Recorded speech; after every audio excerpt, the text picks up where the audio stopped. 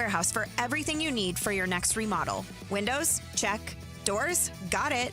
Cabinets, countertops, and everything in between, you'll find it all here at the lowest prices. Whether it's a kitchen, bathroom, or whole home makeover, our experienced designers are ready to bring your dream home to life, all at unbeatable prices. Find a location near you or shop online at thewindowdepot.com. The Window Depot, more than a window store. Experiencing the natural wonders comes easy at Rockin' K. Nestled at the base of the Rincon Mountain foothills, enjoy stunning mountain views up close every day. Visit Lennar's 2 communities in Rockin' K, with home savings up to $25,000 and limited time interest rate and closing cost incentives on select move-in ready homes. LiveRockingK.com. Designed by nature.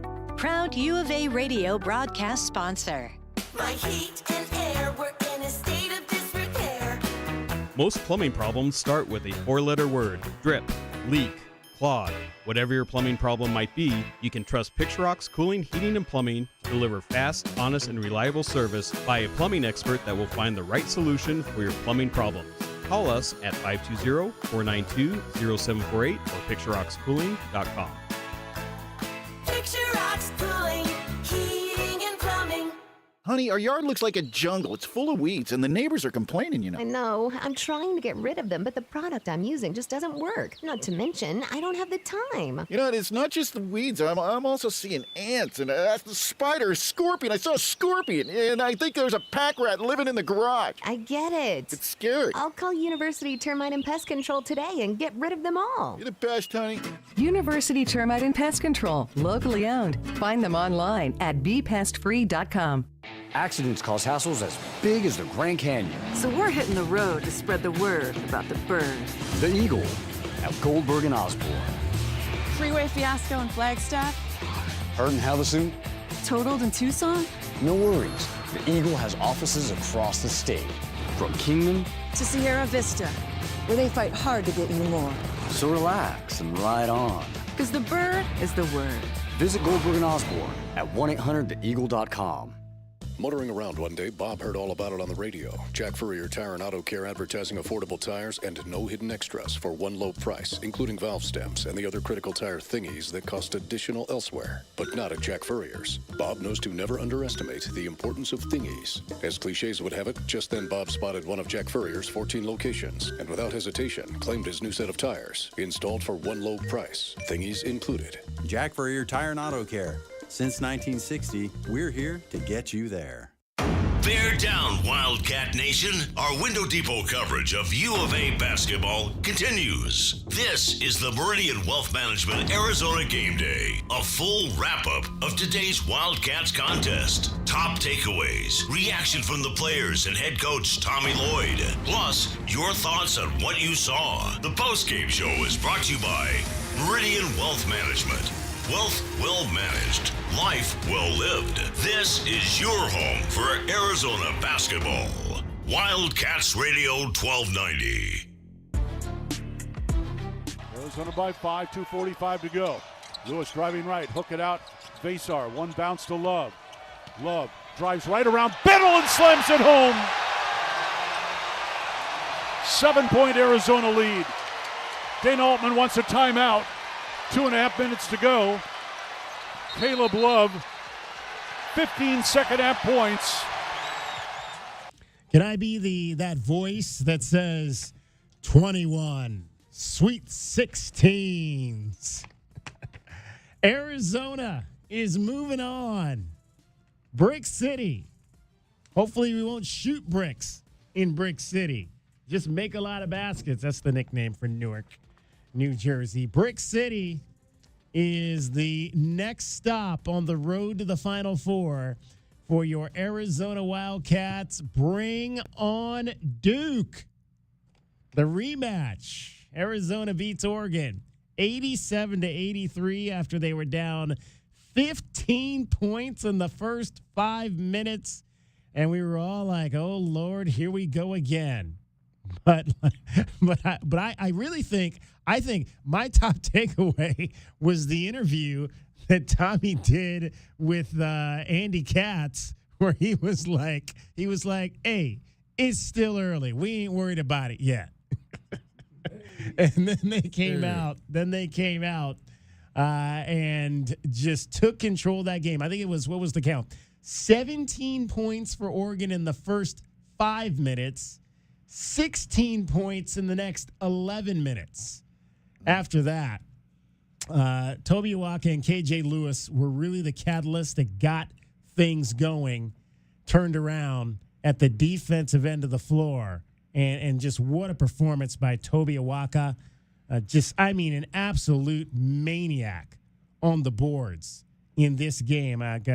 Great job by Caleb Love grabbing 9, but I'm ready to hand out my Window Depot to Toby Awaka just for what he did in this contest. Caleb Love was the Caleb Love we said can carry this team to the Final Four.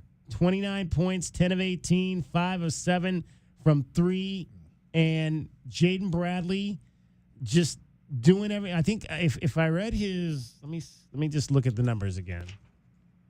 He averages 12 points, 3 rebounds, 4 assists, 2 steals. He had 12 points, 3 rebounds, 4 assists, 3 steals. So that's just the epitome of doing what you're supposed to do for him. Just a tremendous win by this Arizona Wildcats men's basketball program against their former rivals from the Pac-12, the Oregon Ducks, who did not go away, fought to the end. And, man, when we talk about this being the best free throw shooting team, maybe in school history, if not definitely the Tommy Lloyd era, this is how you salt away games with your best guys at the line. Anthony Dell'Orso, Caleb Love, not missing a free throw. The Wildcats going 17 of 24 from the line and winning the game by 4 points. 520-848-1290 is the number. We want to hear from you. Let's get this train rolling. We're joined, as always, by Kelvin Efon. He is the captain. And we are joined by J.W. Madden as well. That's right, Arizona. Yeah, Arizona across the chest. There's J.W. We'll zoom him out a little bit there. There we go. Oh, now he's zooming himself back in. Kelvin, I'll start with your top takeaways from the 87-83 win. Hey, it started out a little shaky. They came out hot. That's part of basketball. Oregon was feeling themselves, really pumped up. But Arizona, man, just kept their head, man, and just came back, man. I was so proud of those guys, watching them come back from being down like that, because that's where you gain that. I was thinking we would have lost these games early in the year, right? We would have lost these games early in the year. But I tell you what, I don't mind losing those games early in the year, because you ended up learning little things about yourself and about each other. And in these times, guys understood the assignment of how to step up and to get it done. Number one, you had to play defense and get stops. They had to lock in there, and then they had to be aggressive getting downhill, and they did that. I just thought it was a great basketball game. Once Arizona got up, Oregon made another run at it. But at the end of the day, like you said, they went to the free throw line and knocked them down. Got to give Dell'Orso some credit, too, coming to the basketball at the end of the game right there. I mean, people don't realize you lose games. Well, yes, people do realize, because we lost a few games this year in the last 3-4 minutes. And so Dell'Orso coming to the ball. Coach calling timeout, putting KJ Lewis out of bounds, because Caleb was having a little trouble getting the ball in. Did you see that, J-Dub? Caleb was having a little trouble on the made buckets because he wasn't running the baseline. And I saw KJ Lewis got in. I don't know if Coach didn't remind him or whatnot, but he ran that baseline and got that ball out of his hand quickly, and the guys just went and finished the game. And then, hey, can't take away from Milwaukee either, man. I mean, not only was he rebounding, the way that he was putting that arm into Biddle's back, pushing him off that box, you saw the difference of how Biddle played once when Vasar came in the game. But when that stone wall was in there, it wasn't much he could do. I wish there was a way that we can tone Awaka down just a little bit so he doesn't foul on some of them fouls. But then again, maybe not. Because you don't want to take away from that aggression and that physical, him being physical like that. Because when you're in tournament games like this, a lot of times you tell your guys you have to set the tone. you have to set the tone of how you want the ref to ref the game, because if you go and be rough, DK, they can't call every run. Yeah. They can't call every one, right? And so I just like the way that he sets the tone, because I think he takes a lot of foul pressure off the other guys by him being so physical. Yeah, my first biggest takeaway, obviously, is survive and advance. Doesn't matter how you win. But I'm hearing a lot of positives from you two, and I got the opposite side of it, which is they missed 12 layups. Oh, yeah. 12 layups, Kelvin Yfon. Yeah, 12 layups out of 18 attempts. Mm-hmm. And some of those were wide open. Yeah. Obviously, KJ missed the open dunk, all that. I just think you got to give so much credit to the fight. I don't know what was happening. I don't know if they had an extra large plate of spaghetti right before the game, but that first 5 minutes, they were not there. They were not there. Because that backdoor, the first score by Oregon, guys, was a wide open layup right under the basket with nobody around him, the very first play of the game. So that first 5 minutes was hard to watch. Obviously, so much credit to the team for fighting back. They've done it all year long when they get behind against teams. There's definitely some things to clean up. There's definitely some avoidable problems. You make those layups, Kelvin. It's not a touch. Close. It's not a tight game down the stretch. And that was a very, very close ending that could have gone either way. If Dell'Orso doesn't knock down 4 straight free throws and they hit a 3, it's a completely different story. Overall, the fight, whatever it takes to win, the will of the guys to come back, everybody. You pointed out so many different players. It's not one individual. Caleb will get the press because he scored points, but all of them had a hand in coming back, and not just coming back throughout the course of the whole game, guys. They went up at half. Right? Being down by 15 in the first 5 minutes. They came back and took the lead at half. So I just think you clean up some of those missed layups. You win this game by 10-15. But, hey, great win for the Cats on the Sweet 16. And I want to add this one thing. And the reason why I didn't mention the layups was because that's a 10-point win if they make those layups. Right, yeah. Right? But to have the character after you miss those, you know how easy it would be to put your head down? Sure. To get down on yourself? There's no quit, Kelvin. So that's the reason this why team I probably ain't mentioning it. Right? Because I saw you fight through that. Early in the year, we lose those games, bro. They didn't fight through it. It compounded, right? And they end up sinking and going away from each other, not playing team ball. But I saw them realize, and I saw guys going to them, get your head up, bro. You know what I mean? Different things like that. That means you care deeper than just in the results. You care about the person. I just hope there's a lot of mic and drill going on in the next 48 hours, Kelvin. That's all. Just nothing but mic and drill for the next 48 hours. Wow, George Mikan. Yeah. Okay. Yeah, so the mic and drill, DK, is something been taught for 50 years. And you stand under the basket with both your left hand and your right hand off the glass, and you get a feel for layups. It's a layup drill. and you know what it is? I was looking. They weren't finishing with their eyes.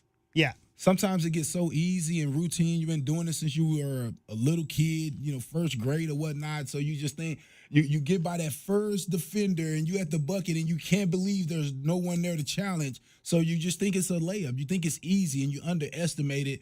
And, man, that ball will roll around. But what I'll say is that by that happening in this game, like you said, I expect them to get plenty work in on it because that's what they did with the three-pointers, right? They was horrible in the tournament with the threes. Then they come back out, shooting well, and that's because they went and put in that work. And I think that's the same thing they're gonna be. What they're gonna do, they're gonna look at that video and say, "Man, if we would have made those layups, we got to be more aggressive on those layups." Now, with me saying that, I know we're not trying to get to Duke, but boy, Duke don't give up many layups. No. Them boys at their rim block so many shots. So they're all. I mean, they're big at every spot, right? Yeah. Yes, I mean, they're shooting guards 6'9". So and it goes from there. 520-848-1290 is the number to get in on the program. 520-848-1290 is the number. We will take your calls, your text, our Window Depot glass cleaner of the game, our best bets, as well as review our keys to the game, bring you up to date on all the scores. There was a buzzer beater. We'll let you hear that as it was called by the Arizona Wildcat grad, Ryan Radke, to send the Maryland Terrapins to the Sweet 16. Meridian Wealth Management, Arizona Gameday rolls on after an 87-83 Arizona win over the Oregon Ducks. You're listening to Wildcats Radio 1290. Our Window Depot postgame coverage of Arizona basketball is just getting started. This is Meridian Wealth Management, Arizona Game Day. The postgame show is brought to you by Dave & Buster's Tucson, Desert Diamond Casinos, Dorado Rock, First Chiropractic, Goodfellas AC, Humane Society of Southern Arizona, Jack Furrier Tire and Auto Care, Picture Rocks Cooling, Heating and Plumbing, Restaurant Supply Store, Royal GMC Buick and Cadillac, Royal Kia, Royal Jaguar Land Rover, the Post and Results Team with Keller Williams Southern Arizona, the Window Depot, and by Meridian Wealth Management. Wealth well managed, life well lived. Motoring around one day, Bob heard all about it on the radio. Jack Furrier Tire and Auto Care advertising affordable tires and no hidden extras for one low price, including valve stems and the other critical tire thingies that cost additional elsewhere, but not at Jack Furrier's. Bob knows to never underestimate the importance of thingies. As cliches would have it, just then Bob spotted one of Jack Furrier's 14 locations and without hesitation claimed his new set of tires, installed for one low price, thingies included. Jack Furrier Tire and Auto Care. Since 1960, we're here to get you there. Ready to score a new vehicle? Whether you are looking for a new car, truck, or electric vehicle, at Royal Kia, we know exactly what you want. A quality vehicle at a great price and to be treated fairly. We stand by our transparent online pricing, offer a 72-hour buyback guarantee, and you work with our no-pressure, non-commissioned sales staff. Royal Kia, the dealership that's different. OAC plus tax, title, license, dealer installed options, and $589 doc fee. Royal Kia, Speedway in Columbus, or royalkia.com. Do you often worry you left your garage door open? With the LiftMaster Garage Door Opener powered by MyQ, you'll never worry again. You can control, secure, and monitor your garage from your smartphone anytime from anywhere through the MyQ app. As an authorized LiftMaster dealer, we have smart openers designed for your needs, including belt drive motors for ultra-quiet operation, integrated camera for live video streaming, and battery backup that lets you in when the power is out. The team at Kaiser Garage Doors and Gates are your locally owned LiftMaster professionals. Visit KaiserGarage.com to learn more. Do you trust those in charge of your financial future? Trust is founded on 3 core principles: competence, honesty, and benevolence. Those making decisions about your financial future should always place your best interest ahead of their own. I'm Natalie Fernandez-Lee, and at Meridian Wealth Management, fostering trusted relationships with our clients is our top priority.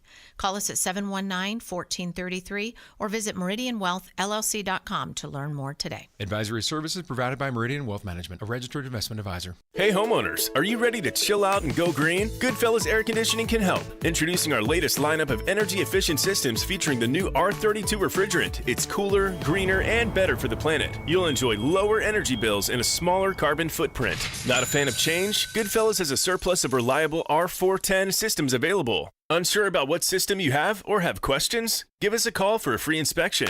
Goodfellas Air Conditioning, keeping it cool, keeping it green, and always keeping you comfortable. At University Termite and Pest Control, we handle all your pest problems. Maybe a few family ones, too. Wait, you can even take care of my in-laws? I always tell people we'll take care of anything, even in-laws. You just have to dig the hole. Okay, but seriously, is it okay for our pets? Absolutely. It's okay for pets, kids, anything you want to live, will live. Call us today at University Termite and Pest Control. We'll squash those pests and enjoy it. Did you know collecting sports cards is one of the fastest growing hobbies around? Whether you're looking to start or expand your collection, Showtime Cards is your ultimate destination. As one of the leading card shops in the country, they've been serving our community for over 25 years with the best in sports cards and trading card games. From rare finds to the latest releases, Showtime Cards has it all. Check them out at ShowtimeCards.com or visit them today at 5801 East Speedway. And discover why collectors everywhere trust Showtime Cards for their passion. Get your backyard summer ready with a custom pool from First Choice Pools. A backyard oasis built around you. First Choice is a full-service builder of beautiful in-ground pools and backyard designs for years of staycations. If you want to dive in this summer, now is the time to visit TucsonPoolBuilder.com. First Choice Pools for installs, renovation, remodeling, and repair. Get started today at TucsonPoolBuilders.com. Ask about our 60-day pool. To be summer ready, First Choice is the only choice.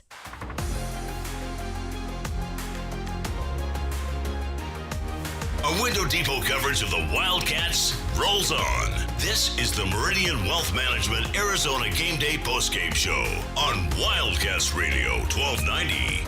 Now, back to your hosts, David Kelly, the captain Kelvin Yvonne, and J.W. Madden. Jumper is up, rolls off, no good. Awaka snatches the rebound, pump fake, and banks it home. Creating space after KJ Lewis's drive and pull up. That's a great drive because Oregon was scrambling defensively. Awaka cleans up the glass.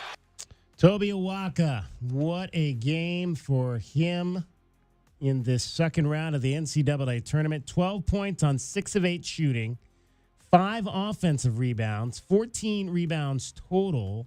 He did have 4 fouls, so he had to sit a little bit in the second half. He only played 22 minutes in the game, had 1 block and 1 steal in those 22 5 of those minutes. were first half. Yeah, all 5 of the offensive rebounds. Yeah, he had 5 offensive rebounds and 11 total boards in the first half. And at one point he had 12. I guess they took one away from him because I was like, wait, he went from 12 to 11 rebounds. Just like that. But, yeah, great performance by Toby Awaka. Today. 520-848-1290, 520-848-1290. We will tell you that the game against Duke will be Thursday night in Newark, New Jersey. It will begin at 6:39, so same tip-off time as tonight, although obviously because the Maryland game went a little longer, they didn't tip off till closer to 7 o'clock this evening, but scheduled 6:39 tip-off time on Thursday night, which means our coverage on Thursday for the Sweet 16 will begin at the normal 3 o'clock time, 3 o'clock to 6, with Meridian Wealth Management Arizona Game Day on Thursday. Let's head to the phones and chat first with Aaron. You're on the Meridian Wealth Management Arizona Game Day postgame show. Good evening, gentlemen. Good It's evening, a good night Aaron. to be a Wildcat fan. It is great to be a Wildcat. So we have a nice segue from your talk about how great Awaka played on the glass and also offensively to my question of why was he sitting on the bench from, 8 minutes left when he got his 4th foul until about 30 seconds left when he got in the free throw shooting contest. I don't understand it. Yeah, I don't. And how much do we lose our margin of how much do we lose our lead during that time that he was on the bench? I don't understand it. I would think that had something to do with the fouls at that particular time, but nobody asked Tommy that in the post-game show or the post-game press conference when I was listening to it. So they were up 7 when he got subbed out with 8:40 left. And when he came back, even when Vasar had 4 on him, Vasar was still playing. He came back in. They were down. They were up 2. So 5-point swing in the time he was off.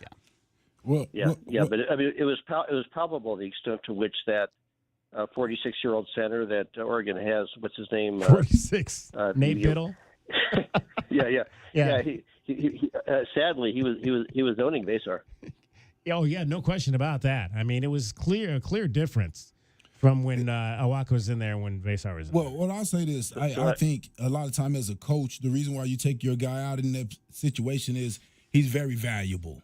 And you're thinking the way the game is looking, it could come down to the wire down at the end. And you know you have a physical guy that more than likely that they're going to call a foul on, and you may need him possibly for that last minute or going into that second half. So you'll battle it and let it get right there, maybe to 2 points or 3 points, and then bring them in right when it's right there because you're just trying to save them. Because this day and age, a lot of the college teams play like the pros. They hunt you. They will keep switching until they get you isolated and attack you and get you out the game. Now coach looks stupid. All right, well, thanks, Calvin, because that's exactly what happened. So I guess you and Tommy are smarter than I am. Have a good night. No. But that's what they're doing these days now. I mean, we saw it in the Houston game. We saw it in several games now. The top tier teams they're basically doing exactly what you see the NBA teams do. They're setting screens until they get the matchups they want, and then they attack you from there, basically trying to get you in foul trouble or trying to force you to help so they can spray the ball out to their three-point shooters. All right, thanks, gentlemen. Bear down. All right, Aaron, thank you for the call. 520-848-1290. 520-848-1290 is the number to get in on the program. Let's chat with Anthony. You're on the Meridian Wealth Management Arizona Game Day postgame show.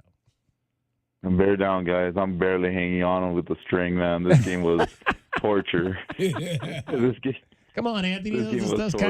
That's what you love. That's what this tournament is all about. You don't want it to be easy, right? Greedy boys.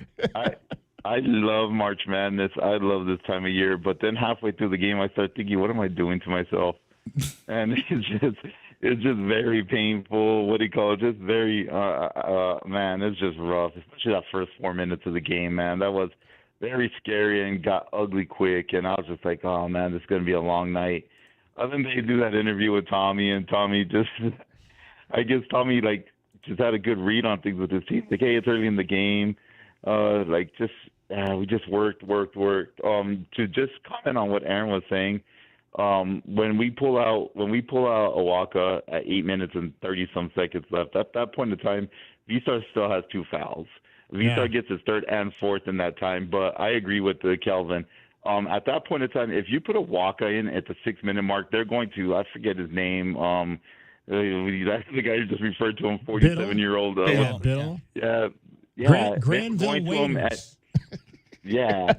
And at that point in time, if you put Awaka back in, what's his Oregon coach is a genius, man. He would have found a way to go in there. And at that point in time, Awaka has to play very passive. And if he plays passive, it's almost like giving up layups at that point in time, because he's going to have to worry about, getting that fifth foul. So you Visar in there, you keep Visar, and you try. I mean, yes, he's getting dominated, but he's at least able to put up a resistance somewhat. If you put a walk at, you're going to have to back down on a lot of those, and it could have took away from what he was offering at that point in time. So I think Lloyd did a good job of managing that. Love, huge game. This is the Love that we needed throughout the season. Sounds like a song from the 70s. Yeah. Like I'm quoting everything tonight, man. But what do you call it? But another thing about this thing is, I mentioned this on a call like a couple of months ago. I mean, it's never a benefit for Love to go through that struggle that he had throughout the middle of the season. I mean, you want him to play great all the time. But one of the benefits, and we talked about this, is last year's team, when Love had off games, we were done. We had no chance. This year, when Love had off games, we had other people step up.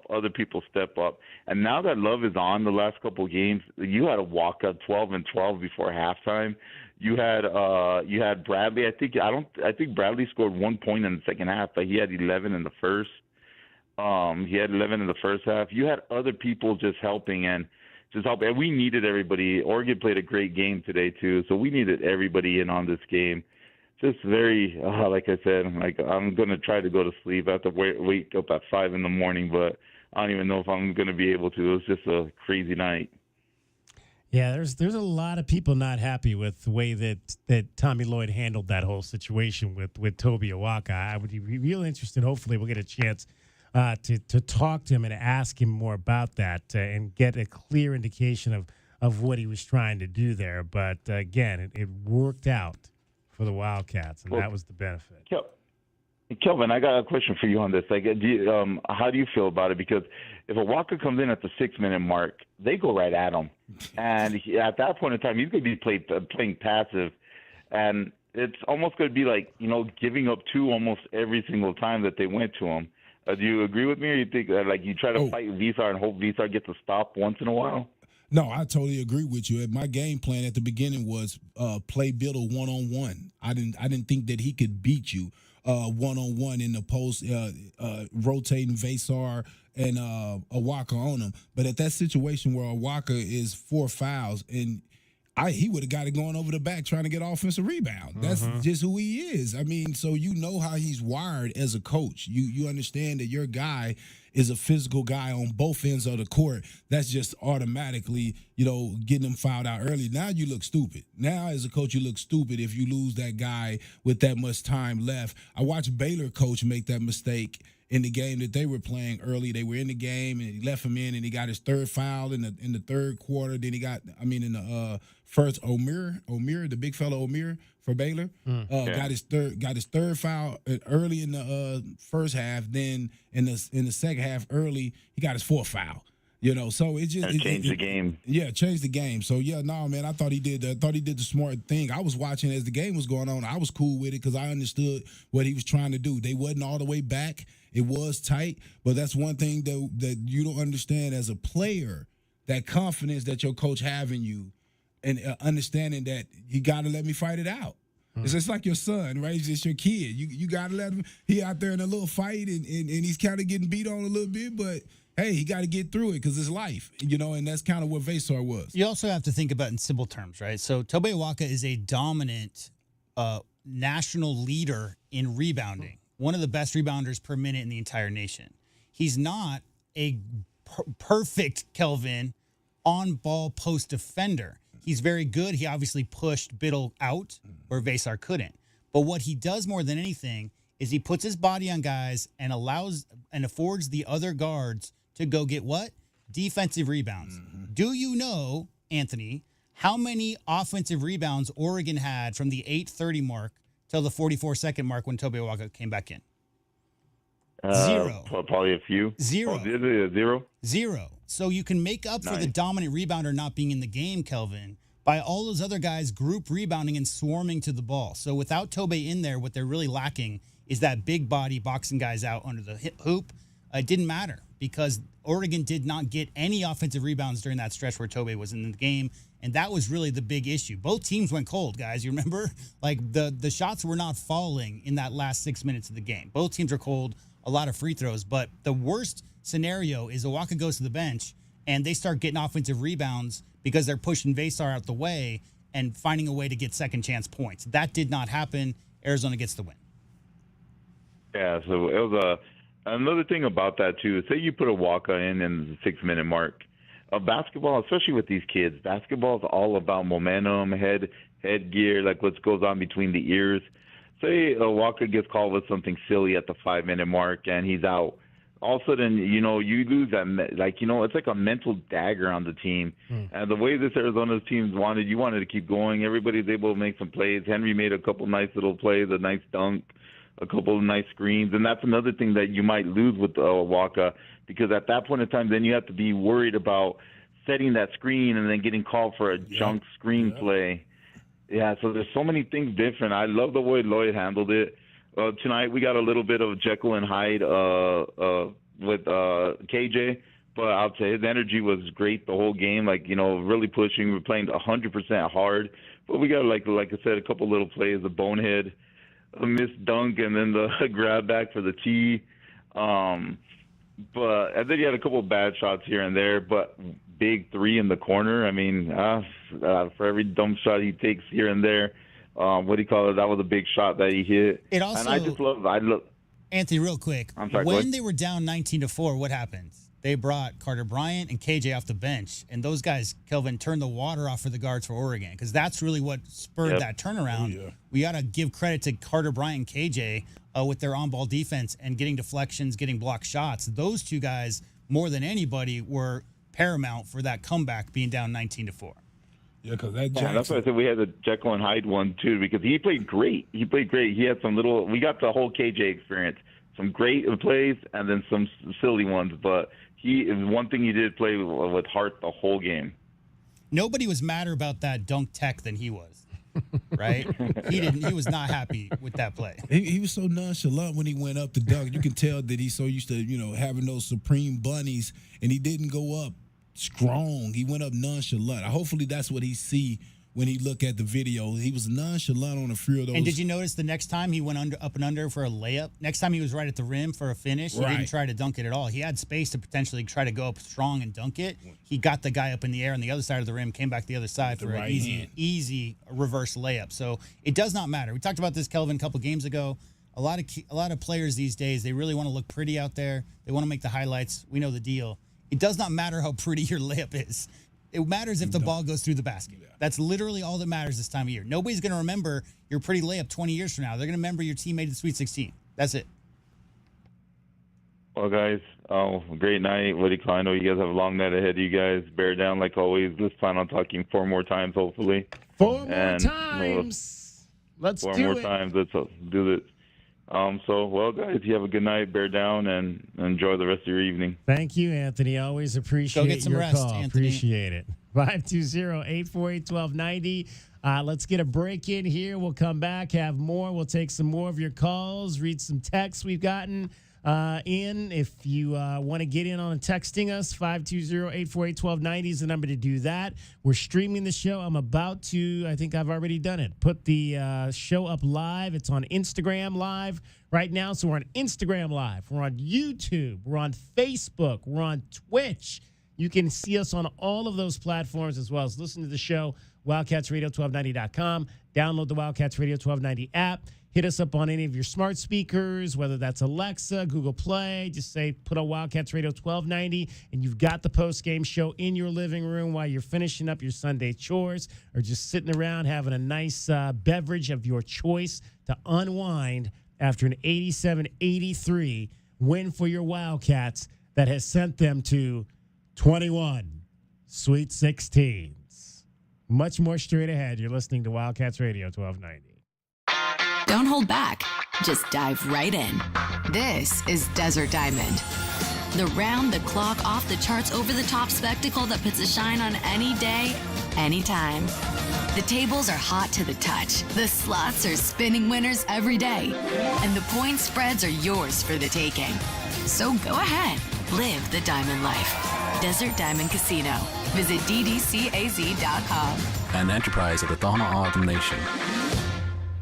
If you have old windows, they are probably driving up your energy bills. Upgrade with new windows from the Window Depot. The Window Depot provides unbeatable value and a wide variety of in-stock and custom order windows to fit your style and budget. With our exclusive SI window brand, made right here in the USA, you'll get a full lifetime warranty, including glass replacement, for ultimate peace of mind. Order online at thewindowdepot.com or visit a location near you and start your project today. Experience the best prices, the biggest inventory, only at the Window Depot. Experiencing the natural wonders comes easy at Rockin' K. Nestled at the base of the Rincon Mountain foothills, enjoy stunning mountain views up close every day. 6 model homes are now open to tour at Del Webb at Rockin' K.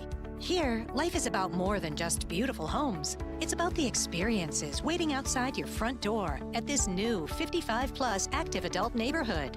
LiveRockingK.com. Designed by nature. Proud U of A radio broadcast sponsor. If you're suffering from back pain and your physician is giving you a back brace or a pain pill or an injection and not explain the process of what you have and how to rehabilitate yourself, then there might be something missing. I'm Tom Corey. I'm a physiatrist here at Desert Sky Spine and Pain. If you're looking to find the root cause of your pain, any pain that's limiting your function, limiting the things that you want to do in life, call us at 520-229-2080 or find us on the web at desertskymedicine.com. Stars are shining down on Goldberg and Osborne. The Eagle has more than 2,200 5-star Google reviews from across Arizona. Like these. They go that extra mile to let you know they care. A wonderful experience. They treat their clients like family, and their professionalism is the best in the business. They made sure I got a great offer. Like a bulldog, they fought for me. Well said, everyone. After any accident, remember, deferred is the word. Visit Goldberg and Osborne at 1-800-THEEAGLE.com. For 100 years, O'Reilly Chevrolet has been part of the fabric of Tucson, just as our Chevy trucks are part of the fabric of America. With that in mind, we're proud to announce it's officially truck season. And this year we have Motor Trend's Truck of the Year, the all-new Chevy Colorado. Test drive your new Chevy truck on Broadway next to Park Place Mall. Call 747-8000 or check out our entire lineup at O'Reilly.com. Don't miss truck season, going on now at O'Reilly Chevrolet. Together, let's drive. O'Reilly Chevrolet. You know it, your neighbors know it, and let's face it, the mailman knows it too. Your yard just isn't what it used to be, but thankfully, Dorado Rock Materials can get you, well, your yard anyway, back to what it once was, and even better. Dorado Rock Materials has just what your yard needs, from decorative rock to boulders and everything in between, brought right to you. And if you need help spreading it, we can help with that too. Dorado Rock Materials. The right service, the right product, the right price. Did you know collecting sports cards is one of the fastest growing hobbies around? Whether you're looking to start or expand your collection, Showtime Cards is your ultimate destination. As one of the leading card shops in the country, they've been serving our community for over 25 years with the best in sports cards and trading card games. From rare finds to the latest releases, Showtime Cards has it all. Check them out at ShowtimeCards.com or visit them today at 5801 East Speedway. And discover why collectors everywhere trust Showtime Cards for their passion.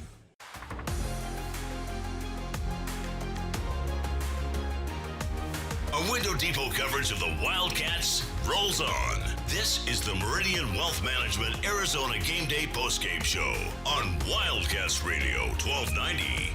Now, back to your hosts, David Kelly, the captain, Kelvin Yvonne, and J.W. Madden. 37-35 Arizona. 2.5 to go first half. Oregon with the ball. Driving down left block. Bomba. Shot blocked by K.J. Lewis. Ahead it goes to Jaden Bradley. On the run. To the bucket. Lay it in. Bradley in double figures. Cats up by 4. Defense, defense, defense was the order of the day for your Arizona Wildcats. 6 more blocked shots. So they've had 15 in 2 games now for the NCAA tournament. 10 more made threes. They went 10 of 20, so they shot 48% in the first game, 50% in the second game for the Wildcats, and they beat the Oregon Ducks by a score of 87-83. We got a text in on the text groove. You can text us at 520-848-1290. Coach did an amazing, this text does not have a name attached to it. Coach did an amazing job of coaching. Keeping Toby out until the last few minutes was gutsy, but worked out for the best. We needed him at the end of the game and not on the bench with 5 fouls. The announcers kept on questioning why Toby wasn't playing. Now they know. Great leadership also by Caleb Love. Appreciate that comment out there. Don't forget, put your name on the text so we can shout you out and let everybody know what your thoughts are. 520-848-1290 is the number to get in on the program. Let's hear from John. You're on Meridian Wealth Management, Arizona Game Day, the postgame show. Hey, thanks for taking my call. This is one of the more exciting, I could call it a nail biter, a barn burner, but it was really exciting. Oregon's a great team. I like Oregon a lot, and I'm just glad. I think Coach made I agree with the other callers. I think kept Toby down for most of the last minute so we could save him, and we lucked out and we worked out. You know, we were kind of screwing up the last few minutes of the game, but when it came down to it, with those guys getting 6 out of 6 the line, that was great. Well, that's what, we talk about all season long. You've got some tremendous free throw shooters on this team, and that can, when you get down to the final stages of closing, I like to call it closing time, you got guys that can close this game out on this roster, shooting the ball, and Anthony Dell'Orso is certainly one of those guys coming in and getting 4 big ones down the stretch. He got a lot of exercise. Yeah, I was really happy to see this. I have another question, a little bit on another topic. We got a great 8 players, but my only question is, why is Carter Bryant the only player getting recognition as a draft pick in the first 2 rounds? Because he's 18. A lot of pros. Just because he's a freshman? I mean, he's good, but so is Waka, great rebounder. NBA scouts want great defenders and rebounds, even if they're filing together. Well, John, if you watch modern NBA, there aren't a lot of 6'9", 6'8", 6'9" bruisers anymore like there were in the 80s and 90s. The game's changed where it's a lot of 4 and 5 out sets. And Tobe Awaka, definitely, he's only a sophomore, right? By grades. I mean, he has a lot of room to improve. If Tobe Awaka had a knockdown 18-foot jump shot, Kelvin Ifan, he would be on draft boards. For sure. That's what they're looking for. If you can't space the court right now in the NBA, it's literally everybody has to be able to shoot right now. So that's why. And also, you have saw him get picked on and when they switch with a guard. And now all the bigs in the NBA have to be able to guard. Your feet. Yeah, you got to move your feet. Basically all 5 positions. You have to be able to guard outside the three-point line with that extended NBA three-point line. So I think that would be a little trouble for him as well. And to answer your question about Carter, I mean, Carter is 18. He's got all the measurables, 6'8", 6'9", really long wingspan, really good athleticism for his size. And his mechanics on his jump shot, John, right now are already super pure. And that's why scouts are really high on him, because it's always based on potential. All the draft picks for the past 20 years since Kobe and KG got into the league, it's all based on getting young guys and bringing them into your system with I mean, Kelvin, there are guys getting paid $200,000 a year on every NBA roster as just a shooting coach. Mm-hmm. So that's the development side of things. So that's why Carter Bryant is so high on so many draft boards, is because right now he has all the measurables to be a great wing. He just is a little bit raw. But the intangibles, like the defensive intensity and his timing on blocking shots coming off his man, that's why scouts are really high on him. Well, I agree with you totally on that. I think Caleb was preseason All-American. He's been up and down. But if we go in and beat Duke and Caleb has another rate, he's got to get drafted. Because he has, he's inconsistent, but boy, he's tough. You know, with a guy like Caleb, honestly, it's probably going to be better for him not to get drafted, because more than likely they're going to draft him in the second round because of his age. And a lot of times in the second round, you get drafted sometimes just because you're the best available and you end up in a bad spot and can't make the team because they're already filled out. More than likely what he's going to want to do is to be able to go in as an undrafted guy so he can pick who needs a guy that has his abilities. But I will be the first one to tell you he will be on an NBA team next year. On an NBA, not the G League, some NBA team with his ability to knock down shots, especially if he have one more night like that. If he had one more night like that, and I just told J-Dub, I just told DK too. I said, you can almost forget about Carter Bryant too. Because the way he was playing tonight, man, I thought he had 15. I thought he had 15 points. He only had 5. So that just tells you right there how good. I mean, and then all the extra activity. I mean, they're paying guys for hustle. Hustle now is considered a talent, a skill. It's okay. The thing is that the NBA has more offensive firepower 1 through 12 on the bench than it ever has in the history of the NBA. And so if you can't, what NBA teams right now are really looking for is guys who can lock down wing scorers. And that's what Carter Bryant is. He's a guy who can get out there. He's still a little raw. He's got to figure out some of those, the way that pick and rolls are run, how to defend it and all that. But his instincts, Kelvin, are off the chart for a guy his age. With the measurables plus instincts is what people have. And it is another guy that I think is going to get some NBA time. Is going to play him, and that's KJ Lewis.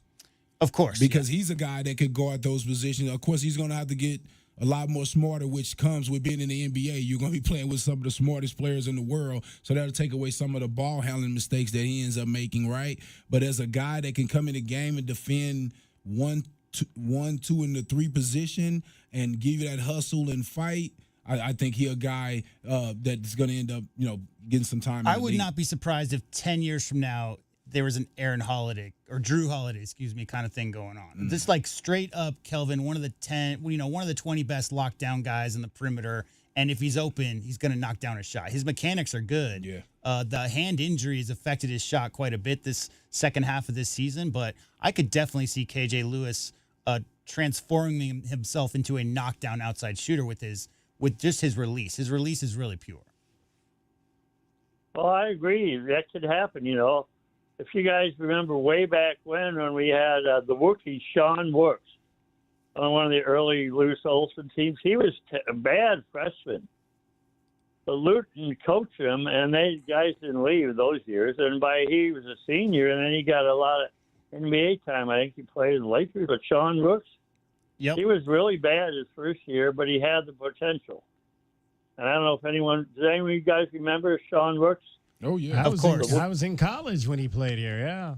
I loved him, and he had a good career. And he's another example. Judd Bushler wasn't very good as freshman. Lute Olson got him to be a great rebounder and a tough player. He got NBA time. And when you look at him as a freshman, no way. But, you got a good coach, and these guys might get another year experience like KJ and Waka, and they might pick up their game a little more. Yeah, when you're going to be a number 1 pick, or first-round pick, I don't think you're staying for a second year. No, I could be a second-round pick or get in the G League, but they'll have potential to move on somewhere. Yeah, Judd spent 3 years behind Sean Elliott, and that was the main reason why he didn't get a lot of playing time, is because the best player in program history was playing the same position as him. But he got quite a bit of run as a sophomore and a junior. And, yeah, I saw every single game Sean Rooks ever played in McHale. And I'll tell you one thing. There are a few guys. Jordan Hill comes to mind, but Kelvin Biggs, who developed a knockdown outside jump shot that they did not have when they got on campus. Sean Rooks had a bit of a maybe 8 to 10 foot jumper he liked to do. Hook shots. He was big on hook shots when he first got on campus, but he evolved into a very good outside shooter. And that just takes time, repetition, and getting your mechanics down. So, yeah, Well, that's great true. player. Well, I'm glad you guys remember we're young enough, but not too young to remember those great players from the 80s. Well, John, I was in college, so I was in college when Sean Rooks You were played. in college, so you were surrounded by, that era when Lou Dawson first took over, and boy, that was so exciting because, we were good under Freddie Snowden, but not like Lute. Friday night on the broadcast, they were talking about whether or not Gary Payton was the best trash talker. I was like, yeah, I remember that. Yeah, I me too. remember hearing Gary Payton trash talk. Yeah, when he John, was in college. just for the record, Kelvin and I were freshmen when Sean Rooks was a senior. So we're not that different. All right. Like, the age is not that different. We were there. We were there for it. No, I mean, yeah, you're not too young. You were in college in those great years, and you're right here on the campus. Yep. So, anyway, it's good to talk to you guys. We got a fair chance against Duke. If Caleb has another kind of game, I think that will probably do it, but you've got to play it on the court, see what happens. There you go, John. Appreciate your call. Thank you so much. Okay, thanks for taking my call. Have a good night. 520-848-1290. That opens up a line. Before we go to break, let's hear the first thoughts of head coach Tommy Lloyd after this 87-83 win by the Arizona Wildcats over the Oregon Ducks to put the team into the Sweet 16 for the third time under this head coach and the 21st time in school history. Here were the opening thoughts of head coach Tommy Lloyd. Well, obviously it was a great game, and tons of respect for Oregon and Coach Altman. It's actually, if you could take the outcome, the negative part of the outcome away from either team, it's fun competing against them, and that was fun tonight. I mean, we had a lot of fun, and I'm giving credit to a lot of these guys here. I mean, we've really been talking about just, kind of developing, I don't want to say unemotional, but a real steady approach, 0-0 score, so what, now what type mentality. And these guys, executed it to perfection today. To go down 14 or whatever we did early and then not panic and just realize how much time was left in the game and just to literally take a lead by halftime. I mean, that says something about this group. So just tremendously proud of these guys and, all three of them individually. I mean, Tobe, he's a beast, a double-double in the first half. Henry's in foul trouble, and those two have become quite a duo. And so Tobe had to carry a heavy load. Deli hit a big three, had a nice little shake. Was that a dunk, Deli, on that baseline drive or not? Are we going to give you a dunk on that one? It was pretty close. Pretty close, okay. Those free throws were huge. You step into a game where, you haven't been playing much down the stretch and do that. And then Caleb was sensational. Caleb and, we've had a lot of conversations. And Caleb has so much potential, and he's so good already. What's cool is how much better he can get. And in his approach today, just staying steady and staying unemotional. I think there was a couple ball handling errors I probably would have taken back, but I'm picky. But I was just really proud of how he came out and played in that moment. It just says so much to me about his development as a player and a person. And he was obviously the best player on the floor today, and he was able to kind of carry us to victory. So thanks to Steve Love for that.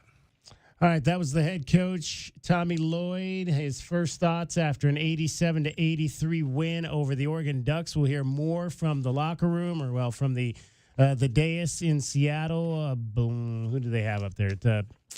Anthony Dell'Orso, I believe, was up there, along with Toby Awaka, as well as Caleb Love, the player representatives. We'll hear more from them coming up a little bit later. More of your calls, more of your texts. We'll hand out some awards when we come back. Meridian Wealth Management Arizona Game Day continues on Wildcats Radio 1290. Our Window Depot postgame coverage of Arizona basketball is just getting started. This is Meridian Wealth Management Arizona Game Day.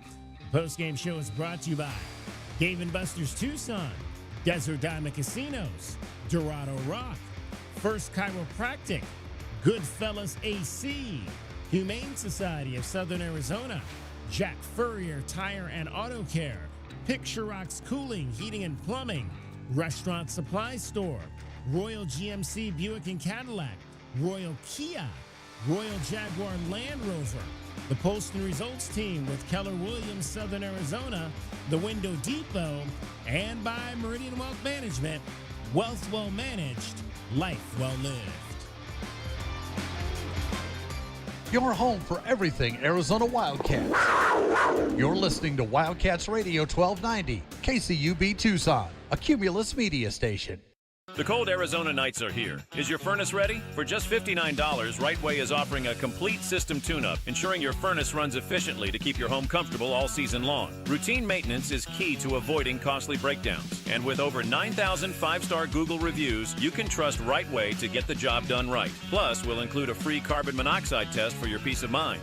Call Rightway today at 520-640-2665 or visit us at rightwayac.com for your $59 complete system tune-up. Hi, this is Peter Costa, former governor of the New York Stock Exchange and proud member of the Advisory Business Council with Meridian Wealth Management. One thing I've learned over 40 years on the floor is the value of a trusting relationship with your financial advisor. After all, everyone is a genius when the markets are going up, but when they drop, that's when the guidance of a professional is most important. For more information about Meridian, call 719-1433 or visit online at meridianwealthllc.com. Advisory services provided by Meridian Wealth Management, a registered investment advisor. If you're feeling overwhelmed by the thought of a home remodel, don't stress. The Window Depot is here to help. At the Window Depot, we're your one-stop warehouse for everything you need for your next remodel. Windows? Check. Doors? Got it. Cabinets, countertops, and everything in between, you'll find it all here at the lowest prices. Whether it's a kitchen, bathroom, or whole home makeover, our experienced designers are ready to bring your dream home to life, all at unbeatable prices. Find a location near you or shop online at thewindowdepot.com. The Window Depot, more than a window store. Experiencing the natural wonders comes easy at Rockin' K. Nestled at the base of the Rincon Mountain foothills, enjoy stunning mountain views up close every day. Visit Lennar's 2 communities in Rockin' K with home savings up to $25,000 and limited time interest rate and closing cost incentives on select move-in ready homes. LiveRockingK.com. Designed by nature. Proud U of A radio broadcast sponsor. My heat and air were in a state of disrepair. Most plumbing problems start with a 4-letter word: drip, leak, clog. Whatever your plumbing problem might be, you can trust Picturox Cooling, Heating, and Plumbing to deliver fast, honest, and reliable service by a plumbing expert that will find the right solution for your plumbing problems. Call us at 520-492-0748 or picturoxcooling.com. Picturox Cooling, Heating, and Plumbing. Honey, our yard looks like a jungle. It's full of weeds, and the neighbors are complaining, you know. I know. I'm trying to get rid of them, but the product I'm using just doesn't work. Not to mention, I don't have the time. You know, it's not just the weeds. I'm also seeing ants and the spider, scorpion. I saw a scorpion, and I think there's a pack rat living in the garage. I get it. It's scary. I'll call University Termite and Pest Control today and get rid of them all. You're the best, honey. University Termite and Pest Control, locally owned. Find them online at bepestfree.com. Accidents cause hassles as big as the Grand Canyon. So we're hitting the road to spread the word about the bird. The Eagle at Goldberg and Osborne. Freeway fiasco in Flagstaff. Hurt in Havasu? Totaled in Tucson? No worries. The Eagle has offices across the state. From Kingman to Sierra Vista, where they fight hard to get you more. So relax and ride on. Because the bird is the word.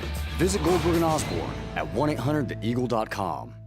Motoring around one day, Bob heard all about it on the radio. Jack Furrier Tire and Auto Care advertising affordable tires and no hidden extras for one low price, including valve stems and the other critical tire thingies that cost additional elsewhere. But not at Jack Furrier's. Bob knows to never underestimate the importance of thingies. As cliches would have it, just then Bob spotted one of Jack Furrier's 14 locations and without hesitation claimed his new set of tires, installed for one low price, thingies included. Jack Furrier Tire and Auto Care.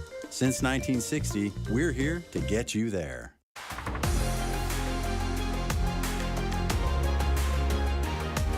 A Window Depot coverage of the Wildcats rolls on. This is the Meridian Wealth Management Arizona Gameday postgame show on Wildcats Radio 1290. Now, back to your hosts, David Kelly, the captain, Kelvin Yvonne, and J.W. Madden. Nothing inside. Back out top of Waco over for Dell'Orso. Baseline right, spin away from Bamba and lay it in. Oh, the old okey doke on the baseline. Bamba went for the steal. Anthony Dell'Orso said, whoop, to the rim. And he didn't get credit for a dunk. But hey, that's what I've been talking about. I love when Anthony Dell'Orso takes the ball to the rim. He did that twice tonight, I think, if I'm not mistaken. 12 points for Anthony Dell'Orso, 3 of 5, well, only once because he had 2 threes. So 2 threes and that one bucket there at the rim, and then 4 for 4 from the line. In 18 minutes, he scored 12 points and had 1 assist. 87-83, Arizona is moving on to the Sweet 16 in Newark, New Jersey on Thursday night at 6:39. So that's 6-3 for Coach Tommy Lloyd in the postseason. Yeah. Yes, 6-3. 3 Sweet 16s now in 4 years with the Wildcats. 1 first-round exit, obviously, back in 2023. Rashida checks in. Rashida H. says, great win tonight. They should have won by more, and I'm relieved that the mistakes did not cost them the game. Got to show C Love some love. He came through in the clutch and was a prime-time player, as they used to say. The team's defense and ability to stay composed was thrilling to see. Go Cats. That was Rashida H. And that's a good job, Rashida, but no, you can't take my job. No, you can't. We need some female energy. Oh, hey, if Rashida wants to come in and hang out on the show, she's more than welcome. We'll invite her in for a night next season if she wants to come in and chill a little bit with us. 520-848-1290, 520-848-1290 is the number to get in on the program. Ducks, again, hot shooting to start in this ball game. They were shooting 60% right out of the gate as they opened up a 19-4 lead on the Wildcats using an 11-zip run to do that. They had 14 shots total in the game before U of A even had 7 in the contest tonight. But it leveled out after that. Jaden Bradley really once again tonight showing his ability to score from the mid-range. We've seen that become kind of a staple of his game. He went 5 for 12 overall, and again, just filled up the stat sheet, 4 assists, 3 steals to go along with 3 rebounds for Jaden Bradley. Very, very solid night for him. We'll hear from the players coming up a little bit later. We want to hand out our Window Depot glass cleaner of the game right now, and for me, I'm giving it to Toby Awaka. Agree. No. I mean, again, Caleb Love had 9 rebounds, and that was awesome, but Toby was dominant. And the 11 first-half boards for me and the 5 offensive rebounds, a big reason why Arizona made the comeback from 19-4 down and got themselves back in the game was 2 reasons. On-ball defense by Carter and KJ and Awaka cleaning it up. But again, you guys have shouted out Caleb Love. He would have got my vote tonight just because 9 boards. You love your guards. Man. I love the bigs too. Guards. I love the bigs too. But when my guard go and get 9 rebounds, it's 4 or 5, but 9. That I just got to give him a shout out, especially with the 27 points. 29.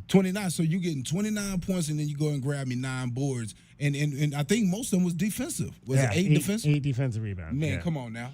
That's shutting them down. That's cutting their water off. There you go. All right. 2 votes for Toby Awaka, 1 vote for Caleb Love. Toby Awaka is your Window Depot glass cleaner of the game. Window Depot, lowest prices, biggest inventory. Shop thewindowdepot.com. Can we, for a moment, talk about the tournament as a whole? Sure. Because I'm wondering, guys, if it's already the death of the NCAA tournament with NIL and transfer portal. This is the first year since 2007 that an 11 seed or lower did not make the Sweet 16. Yeah. Do you know how many conferences are represented in the Sweet 16? 4. Yep. Big 10, Big 12, ACC, and SEC are the only 4 conferences left in the tournament, guys. The smaller schools having their juniors and seniors transfer to bigger schools for NIL money, to get playing time, to fill up those rosters. We love it from this perspective because it's happened at Arizona the last 3-4 years. We saw Seth Henderson come over here. We've seen, a lot of different guys, Townsend, and so on. But to me, the greatest part of the NCAA tournament, I mean, if I want to watch the Houston Astros and the Yankees play each other for the World Series every year, I'm turning the TV off. I like the idea that the small schools can get a senior class, Kelvin, that played together for 3-4 years and beat a Kentucky team with 6 NBA players on it. It's already happened. 4 conferences and no seed lower than 11. It's going to be almost impossible this day and age because Rick Pitino is recruiting your players. Yeah, he said he has grown guys to replace, and he's not replacing them with high school guys. He's gonna look to other schools and look in the portal and find your guy and offer him a little bit more than what you can even imagine being able to pay those guys. But so yeah, I was telling you guys about that. I said, man, I'm just looking at it, and it's just like these guys don't have a chance now, right? Because again, you're snatching all their guys. They're not even able. I mean, they're winning their conference tournaments. And then they're getting to the NCAA tournament and getting blowed out, getting blowed out. And it was a while there where you heard the Wichita State name and you heard some of the other names around the mid majors coming up. But I think this is going to be the death of it with the portal. Jada put me hot here because I want to let the folks hear why there is not a 12 seed going to the Sweet 16 this year. Gillespie looking to throw it in. Gets it up top to Queen. Dribbling left. Big step down the lane. Runner for the win. Banked it in! He banked it in! He banked it in! And Maryland has won! Maryland is going to the Sweet 16! That is the call of the game-winning buzzer beater for the Maryland Terrapins as heard on Westwood One by Arizona Wildcat grad Ryan Radke tonight in Seattle. Maryland knocks out the 12-seed Colorado State Rams, who were bidding to continue that streak of 11 seeds or lower, making the Sweet 16, but one basket short. And that call's only half the story because the Rams hit a three-pointer with 9 seconds to go to take a 1-point lead. 6 seconds to go. Mm-hmm. And do you know what's significant about those 2 shots? They are literally the only 2 shots in the NCAA tournament this year that took the lead under 10 seconds. Both those shots. So Jalen Lake made a three-pointer with 6 seconds to go to put the Rams up 71-70. Derek Queen made that jumper off glass at the buzzer to win the game for Maryland. Both those shots, guys, were the first 2 shots of the tournament where a team took the lead on a shot under 10 seconds to go. So there really hasn't been that late second drama that we're used to seeing. And, you know, that could very easily change. There's some benefits. I'm kind of being a little facetious here with the 4 conferences and no Cinderellas and all that, because guess what we have left, guys, is great teams vying for the title. I mean, all 16 teams that are left, I mean, all these teams have been in the conversation all year long. So that's a good thing. But there hasn't been a lot of last second. I mean, what do we know? We know Valparaiso. Why? Because of the Drews. Yeah. Right? Because of designing a crazy play at the end of a game to win a game in the NCAA tournament. And that's where a lot of the names and the stories that we remember forever all come from last-second heroics. Been a lot of blowouts this year, and no Cinderellas involved. So it's just one of those years. Richard Brewer-Hay is watching the show tonight on YouTube. He says, J-Dub, loved the faded lid. What color was it originally? Navy. Navy. I've known Richard Hay since the mid-'90s. Ah, okay. He probably remembers this hat when it was new. Maybe. How long have you had it? I couldn't tell you. It's not been that long. Maybe 10, 15 years, something like that. But blue hats don't seem to last very long out here. It's that Tucson sun. Yeah, I've had a number of blue hats that fade pretty quickly, for sure. All right, we'll get into the break in. We'll come back. We'll take more of your calls. 520-848-1290 is the number to get in on the program. We'll probably go a little bit past midnight tonight. Still hear from the players. We also have our keys to the game, best bets still to come. Kelvin Ifan is here along with J.W. Madden. I'm David Kelly. You're listening to Wildcats Radio 1290. Our Window Depot post-game coverage of Arizona basketball rolls on. This is Meridian Wealth Management Arizona Game Day. The post-game show is brought to you by Broadway in Tucson, Cool Willie's Air and Plumbing, Drain Medics, First Choice Pools, Goldberg and Osborne, the Injury Lawyers, Kaiser Garage Doors and Gates, Lexus of Tucson, O'Reilly Chevrolet, Recon Auto Detail, Right Way Heating, Cooling, and Plumbing, Rockin' K, a master plan community designed by nature, Showtime Sports Cards, Tucson Police Department, University Termite and Pest Control, and by Meridian Wealth Management. Wealth well managed, life well lived. I love my weekend rides across Arizona. I travel with all the protection I need. Helmet, gloves, leathers, and the Eagle. Goldberg and Osborne. The Eagle fights hard to help injured riders across the state. Whether we're cruising through Carefree, slow riding in Sedona, or breezing through Bisbee, they find you doctors, manage medical bills, and get you back on your bike with the most money possible. Injured riding? The bird is the word. Visit Goldberg and Osborne at 1-800-THE-EAGLE.com. Don't hold back. Just dive right in. This is Desert Diamond. The round-the-clock, off-the-charts, over-the-top spectacle that puts a shine on any day, anytime. The tables are hot to the touch. The slots are spinning winners every day. And the point spreads are yours for the taking. So go ahead. Live the diamond life. Desert Diamond Casino. Visit ddcaz.com. An enterprise of the Donna Ogden Nation. The garage is more than a place to park your car. It holds prized possessions, and for most, it's a bustling entryway to the home. That's why LiftMaster designed the first ever opener with a built-in wide-angle camera and two-way audio, so you can see what matters and secure what's inside. Ensure your family and prized possessions are secure with a reliable garage door opener that's built to last and powered by MyQ for smartphone control. The team at Kaiser Garage Doors and Gates are your locally owned LiftMaster professionals. Visit kaisergarage.com to learn more.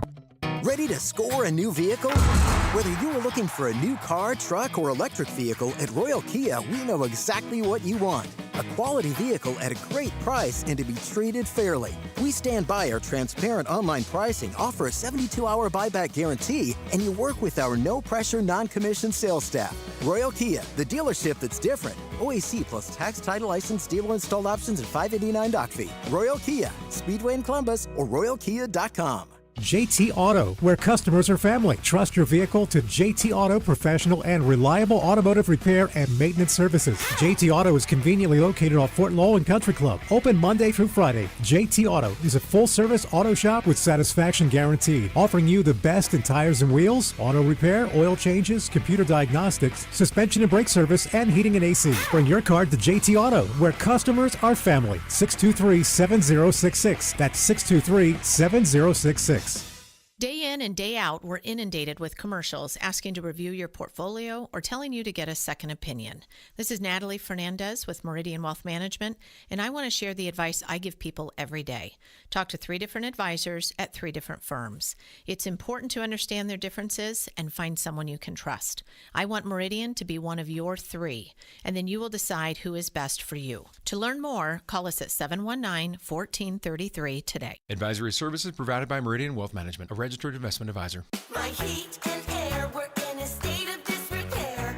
Spring is here and the weather can be unpredictable. Now's the time to start preparing for the long, hot summer. If your air conditioner is tired and worn out, call Picturox Cooling, Heating, and Plumbing to provide you with the right options for your home. We are offering 4 years same-as-cash financing on high-efficient Rheem air conditioning systems. Call us today at 520-492-0748 or picturoxcooling.com. Picturox Cooling, Heating and Plumbing. At University Termite and Pest Control, we handle all your pest problems. Maybe a few family ones, too. Wait, you can even take care of my in-laws? I always tell people we'll take care of anything, even in-laws. You just have to dig the hole. Okay, but seriously, is it okay for our pets? Absolutely. It's okay for pets, kids, anything you want to live, will live. Call us today at University Termite and Pest Control. We'll squash those pests and enjoy it.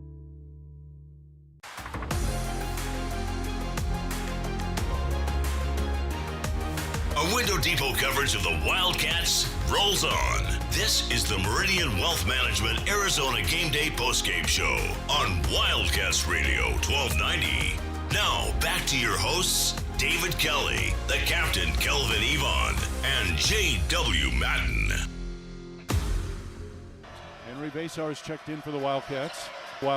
And he tried to miss it on purpose, and the ball is tipped and grabbed by Arizona, and Love is fouled with 1.8 showing.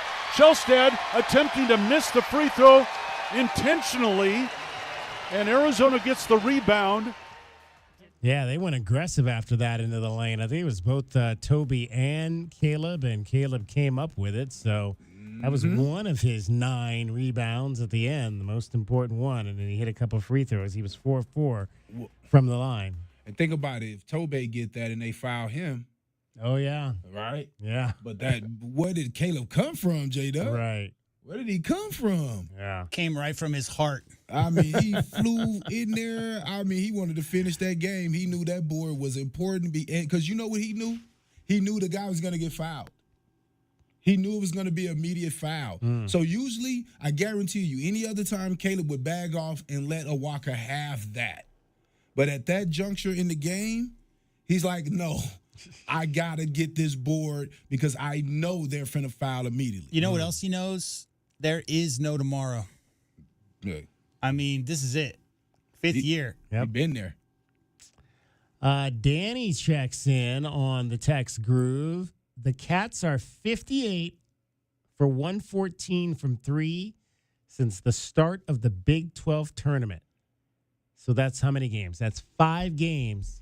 Arizona is shooting 51% from behind the arc in their 3 postseason games, and they're 4-1. We knew it would work out. I have the stats. I wrote it down. I tracked it. But the last 10 games of the regular season, the team shot the main 5 shooters, Caleb, Jaden, KJ, Dell'Orso, and Carter Bryant. They shot 46 of 172. That's 27%. That's the last 10 games of the season. But we've been talking all year. It's not that these guys, Kelvin, don't have good mechanics. It's not that they can't knock shots down. You might go through a cold stretch in a game, but a cold stretch over multiple games is a thing too, and all of them. Like, none of them were hot. 32%, 12%, 17%, 29%, 28%. None of them were above 30%. None of those 5 guys in the last 10 games. It all evens out, right? I mean, we knew that they've shot, 50 the last 2 games? That's not going to continue either. But to think that this was a 26, 27% three-point shooting team, no. They just weren't knocking shots down. 520-848-1290 is the number to get in on the program. Let's chat with our guy, Howie. You're on Meridian Wealth Management, Arizona Gameday, the postgame show. Hey, you know, I can wear my Arizona gear with pride around here. There you go. Starting tomorrow. All right. I don't have to hide it, you know, amongst the duck sweatshirt. Howie, never hide. Never hide. Never hide. Always, hey, always be proud. Thank you, David. Hey, you know, I was thinking watching that game, 2 things. Okay. The player development has gotten tough with Townsend and some of the other players, but also this. I think this makes a big difference. You guys might disagree with that, you know, which is, you know, great. But I think being in the Big 12 for basketball has really been a major thing. I mean, playing Houston twice, Iowa State, Texas Tech, I think it's really it's put the basketball team on a toughness other level. I think if we were in the old Pac-12, I think maybe we would have folded like a cheap suit when we were far behind in the first half. But, you know, the guys are tough now, you know, and I think it's from playing. Part of it is from playing in the schedule that we played, you know? I don't know. I mean, it's, you know, this is a good program. Arizona's a good I expect, and I've said it a million times, I expect Arizona to get to the Sweet 16. And yeah, this was a tough game, and they had to battle from behind, but this is the expectation. The expectation is for them to win these types of games and to at least get to the second weekend. So I'm really more anxious to see maybe now how that tough schedule helps them or doesn't help them when they have to go up against a Duke. And, you know, again, and Duke is an anomaly. They might be the best team in the country this year, and you still may play your best game and not win. But I don't know. I don't know if I'm ready to say that they're where they are because of the Big 12. Yeah, it was a great conference, but I'm not ready to say that that's the sole reason they're going to be playing next week. To me, Kelvin, it's more about being focused, game in, game out. And Howie, I got a stat for you along those lines. In the last 15 games, including the 3 games in the Big 12 tournament, their last 12 games of the regular season and 3 games of the Big 12 tournament, they played 11 NCAA tournament teams. 11 games versus NCAA tournament teams. And I'm not talking about small conference, win their postseason tournament and sneak in. 11 teams that got at-large bids out of their final 15 games. So, I mean, we marveled at Pima men, right, this whole season long, just killing folk. And Kelvin, what you like to say is you like to see a team maybe lose a game, refocus, get back to it. Well, when you're playing a schedule where every single team you're playing along the final stretch is vying for NCAA tournament seeding, all those teams got their hair on fire every single game, regardless of like the physicality of the Big 12 and refs not calling. But I'm talking about the intensity of the moment. And down the stretch of the season, you're talking about 20 games in and you got 10 left. That's the final push to try to make the committee take notice of what you are and what you do. And I mean, Arizona played their final 10 games were Baylor, BYU, Utah, Iowa State, Arizona State, Kansas, Texas Tech, Houston. That's their last 10 games. Right. That toughens you up. You know, the Big 12 has a commercial about that. That there's it says something like where every game is like an NCAA tournament game. They were playing it during the regular season, and that's what I'm kind of driving at. You know what I mean? You can't slack in this league. Where in the Pac-12, you know, I like the teams, some of the teams in the Pac-12 as far as distance and, you know, rivalry stuff and location. But some of them, you know, Washington State, Oregon State, Cal, I mean, you know, this team, you pull that off in the Big 12, you're going to be sitting like ASU was this year. Yeah, I mean, it's, again, you look at this, you look at the conferences. I mean, 4 Big 12 teams made it to the Sweet 16. The 5th lost tonight. That was the game right before. Right. They kind of got lost in the shuffle because our game started before it was over, but Iowa State fell tonight to Ole Miss, 91-78. So 2 6 seeds are in, BYU being the other 6 seed that beat Wisconsin. But Iowa State, without their best player, Keyshawn Gilbert, or at least one of their 2 best players, not able to get out of the first weekend. It's frustrating when you're not tested. I think the best example is Santa Clara. Do you know what the U of A's record in conference was the year they lost to freshman Steve Nash in Santa Clara in the first round? What was that? 17-1. 17-1 in the Pac-12, Pac-10 back in those days, and they lost in the first round of Santa Clara. Now, you know, we'd have to go back and look at the schedule, but that was 3 teams. That was Arizona, Stanford, UCLA at the time. So if you're not tested, and it's a double-edged sword, right? Because you're tested and you're also going up against Big 12 strength, and you look at Keyshawn Gilbert. I mean, there's more opportunities to get any kind of nagging injuries or whatever from that physical play. But Kelvin, I'd much rather have a team be tested down the stretch of the regular season, so you're not trying to flip a switch on once the Selection Sunday happens. You've already had that switch on. And look at the postseason tournament in the Big 12. They played 3 really good NCAA tournament-bound teams. They were ready for this week. Pumped up and ready to go. And again, those experiences against those type of teams is what prepare you. And so, yeah, I feel like this was one of the more prepared Arizona teams as far as going against competition in season that we've seen in a while.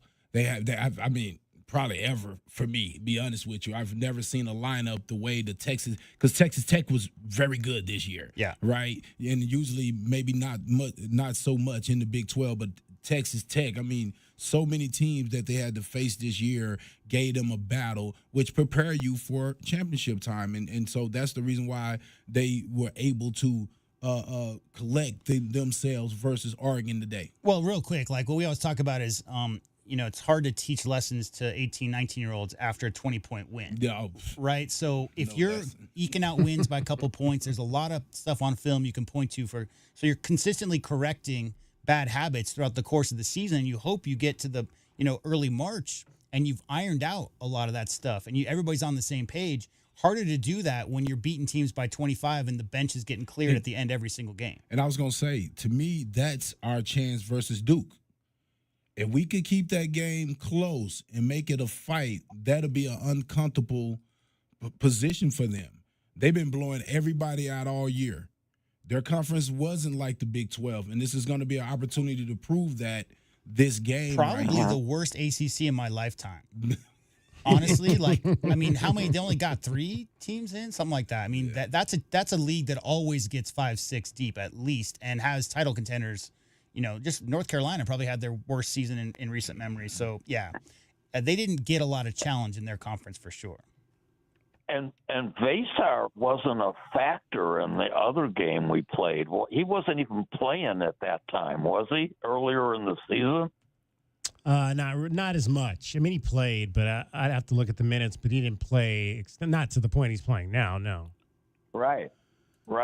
So he's going to be. He's kind of like an extra component. A big guy. He got 13 minutes in the first game versus Duke. In McHale, he took 1 shot and he scored 2 points. Yeah. Now he's a force, kind of. Yeah, it's different. I mean, Mo Krivas was still starting and playing when they played Duke. So lots changed since then.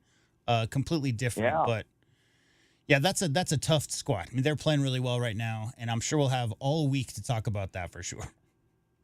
Yeah, I'm surprised at the Florida game because I've seen them a couple times, and they were just rolling over people.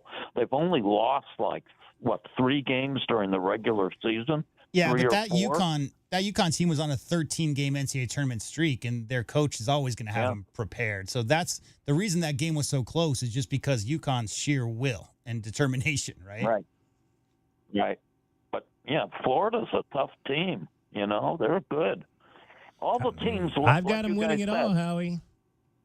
Yeah, all the teams left are now you're down to the nitty-gritty right now. Yep, Florida's my champion. That's what I got. Yep, Howie, appreciate your call, brother. Could do it. Yeah. I don't know who's going to win this whole thing. Duke on paper, and the way they've been looking, they've been just killing people. But there could be an upset. We'll see. We shall see. Wear that Arizona shirt proud. Exactly, Howie. Do that, please. Yeah. Appreciate your call. We'll talk to you hopefully after a win on Thursday. Yeah, that would be tremendous. All right. Yeah. Take care, guys. Definitely. 520-848-1290 is the number to get in on the program. Let's find out who is cashing tickets tonight out at the Desert Diamond Casino Sportsbook. Tucson, what happened with today's best bets? Did the Cats beat the spread? It's time to look at the best bets. Brought to you by Desert Diamond Sportsbook, Arizona's best bet. Arizona was a 3.5-point favorite in this game. The Wildcats win by 4. Everybody laid the number. So everybody's a winner with that ticket right there. Arizona minus 3.5. The Cats cover by a 0.5 point. The over-under on this one was 151.5. 87-83 is your final. It comes in at 170. That's the over. Kelvin and J-Dub took the under. Those are losing tickets. DK took the over. So 2 wins for DK tonight. A split for Kelvin and J-Dub. J-Dub is now still +4. Kelvin is +3. And DK is back to +2. So we are close, tight, with at least one more game left to go. Meridian Wealth Management Arizona Game Day is the post-game show. We'll review our keys to the game, give you your players and coach, and a whole lot more still to come. 87-83, number 21 and 4th seed Arizona knocks off the 5th seed Oregon Ducks and are headed to their 21st berth in the Sweet 16. JW Madden and Kelvin are here. I'm David Kelly. You're listening to Wildcats Radio 1290. Hughes Federal Credit Union has an online account that fits your needs and lifestyle. With our free checking account, there are no monthly fees and no minimum balance. 24/7 mobile and online banking, unlimited bill pay, a free Visa debit card with your choice of designs, and a vast network of fee-free ATMs. Or upgrade to a checking plus rewards account that offers discounts, deals, valuable services, and so much more. It's easy to sign up online at hughesfcu.org/checking. Certain restrictions apply. Insured by NCUA. For 100 years, O'Reilly Chevrolet has been part of the fabric of Tucson, just as our Chevy trucks are part of the fabric of America. With that in mind, we're proud to announce it's officially truck season. And this year we have Motor Trend's Truck of the Year, the all-new Chevy Colorado. Test drive your new Chevy truck on Broadway next to Park Place Mall. Call 747-8000 or check out our entire lineup at O'Reilly.com. Don't miss truck season, going on now at O'Reilly Chevrolet. Together, let's drive. O'Reilly Chevrolet. Right Way Heating, Cooling, and Plumbing is the ultimate team when it comes to your home's comfort. Thinking about replacing your heating and air system? It's free furnace season at Right Way. These are some of the slowest months of the year. We have equipment in stock and our crews are available. And we're including an 80% furnace absolutely free with the purchase of an air conditioning system. And if that's not enough, we're offering 60 months no interest financing, tax credits up to $2,600, energy efficiency rebates, and 10-year parts and labor warranty. Call or text 520-200-2422 today or visit rightwayac.com. Do you trust those in charge of your financial future? Trust is founded on 3 core principles: competence, honesty, and benevolence. Those making decisions about your financial future should always place your best interest ahead of their own. I'm Natalie Fernandez-Lee, and at Meridian Wealth Management, fostering trusted relationships with our clients is our top priority.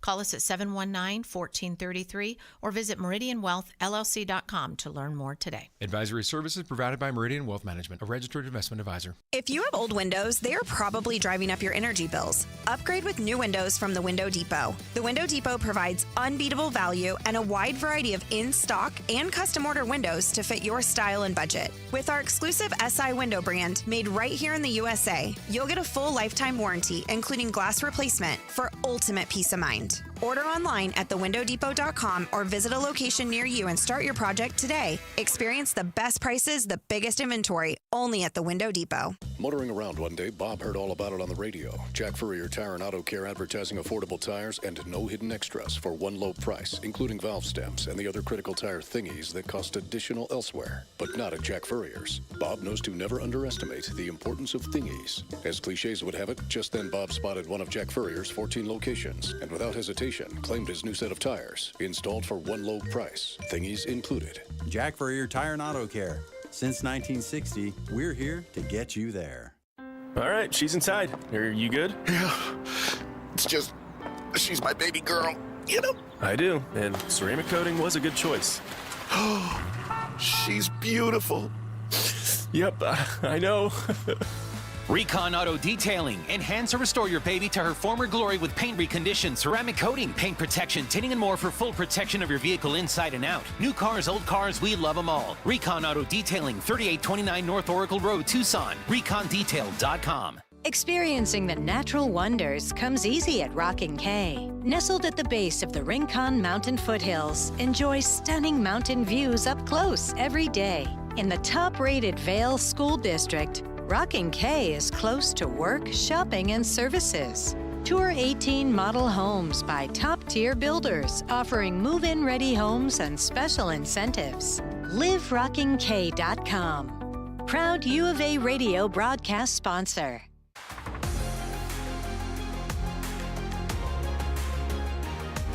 A Window Depot coverage of the Wildcats rolls on. This is the Meridian Wealth Management Arizona Gameday postgame show on Wildcats Radio 1290. Now, back to your hosts, David Kelly, the captain Kelvin Yvonne, and J.W. Madden. Found that screen from Basoff. Screen bar, handed off to Love. Love top, step back, 3-ball up and good. Caleb Love.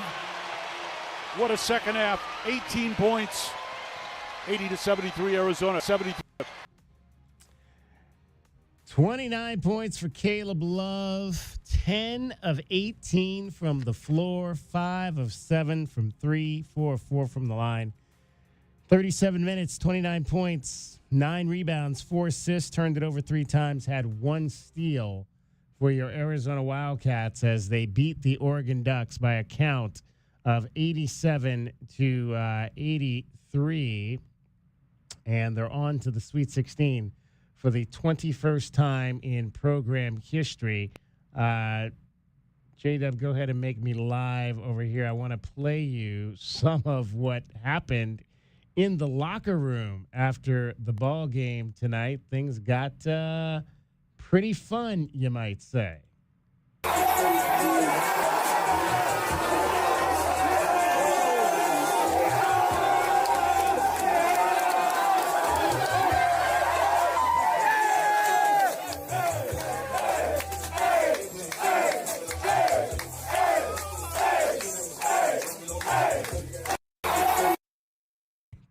That was the players. There was a lot of squirting of water. Tommy Lloyd was squirting a water bottle. A lot of celebration in the Arizona Wildcats locker room tonight after that win over the Oregon Ducks. 520-848-1290 is the number. Let's go back before we go back to the phones, I want to read one message here that we got on YouTube from our guy K-Dub. K-Dub is checking in after wins. We like that. He's not always positive, but he's checking in. Angel Reese thinks KJ misses a lot of layups. Of course, Angel Reese misses layups at times so she can pad her rebounding stats. What is KJ's lowest shooting percentage, layups or threes? So K-Dub is not real happy with KJ tonight. KJ was, what did he finish? He was 4 of 12.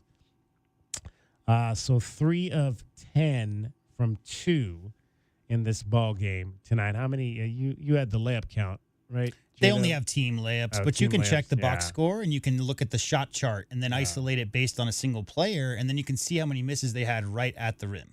Awaka gets the game ball. He was today's MVP. That from K-Dub, checking in after the 87-83 win. Let's hear from Doug. You're on Meridian Wealth Management, Arizona Game Day, the postgame show. Hey guys, it's not our guy Doug tonight. What's going on, DK? Oh, sorry, I'm just Doug. Just Doug. Oh, okay. Yeah. I see how it is. You're always our guy. You're always our guy. No, I don't I have to say it appreciate every it. day. I appreciate you. No, I would have called sooner, but I made a deal with myself that I wouldn't eat before the game because I was nervous, and so I told myself if we lose, all I get is like a TV dinner. So what was dinner after the win? Oh, so if we win, I was making myself teriyaki steak with some baked potato and baked beans. And then after this call, I'm probably going to put some chocolate chip cookies in the toaster oven and finish it off. So, yeah, I kind of decided to treat myself because it feels good tonight. Feels really good. There you go. Yeah. So Did you say if they lost, you were eating a TV dinner? Yeah. Okay. Yeah. Just check it. What about it? I just wanted to make sure I heard you correctly. You have you decided to cook yourself a nice meal because they won, but if they didn't win, it was you wouldn't have the energy to make that meal for yourself. No, it's just a punishment. It's just a flagellation. I wouldn't, yeah, got it. Flagellation. That's the word I was thinking up to. Yeah, yeah.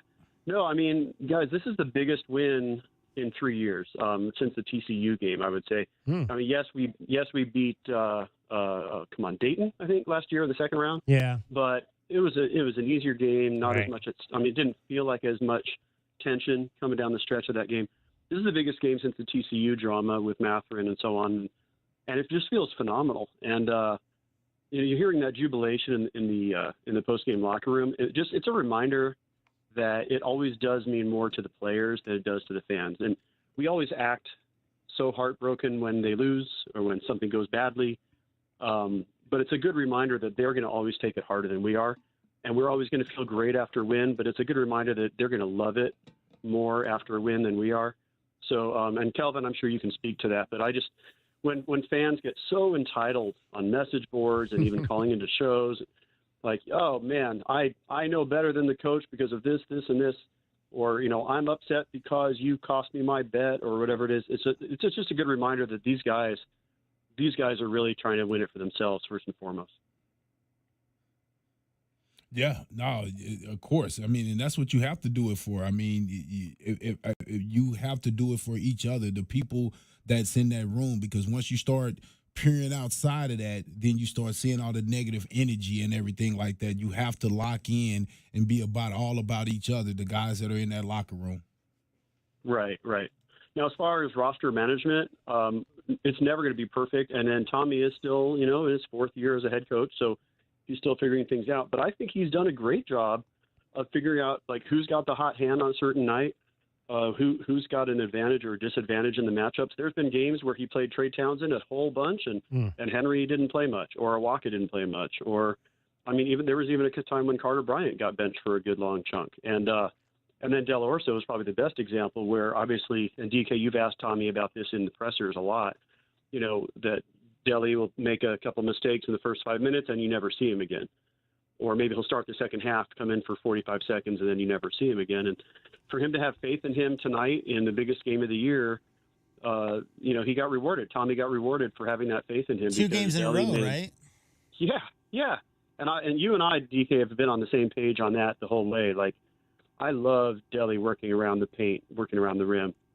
And he also had a sweet assist earlier. I can't remember who it was to, but he's active down there. So I'm not saying that everything he does is golden, but who can you say that about, really? I mean, every guy, these are college players and still learning the game, but I think that I'd like to see him come back next year with even more confidence, more minutes, and 10 more pounds.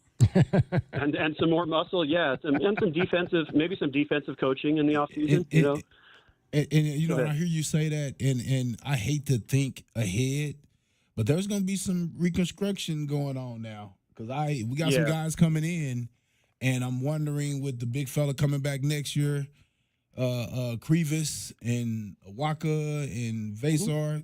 I kind of don't even want to talk about it because no, let's not. Hey, you know what? Let's make a deal. Let's not talk about that. Yeah, no, not yet. Yeah. And actually, I kind of went off on somebody on Twitter about that because it's like they're talking about like, oh, next should year. This guy come back? Right, exactly. It's like, why are we talking about that now? Should we take this recruit? I'm like, guys, the whole reason you recruit a player, is to have a successful season. And seasons are measured by what?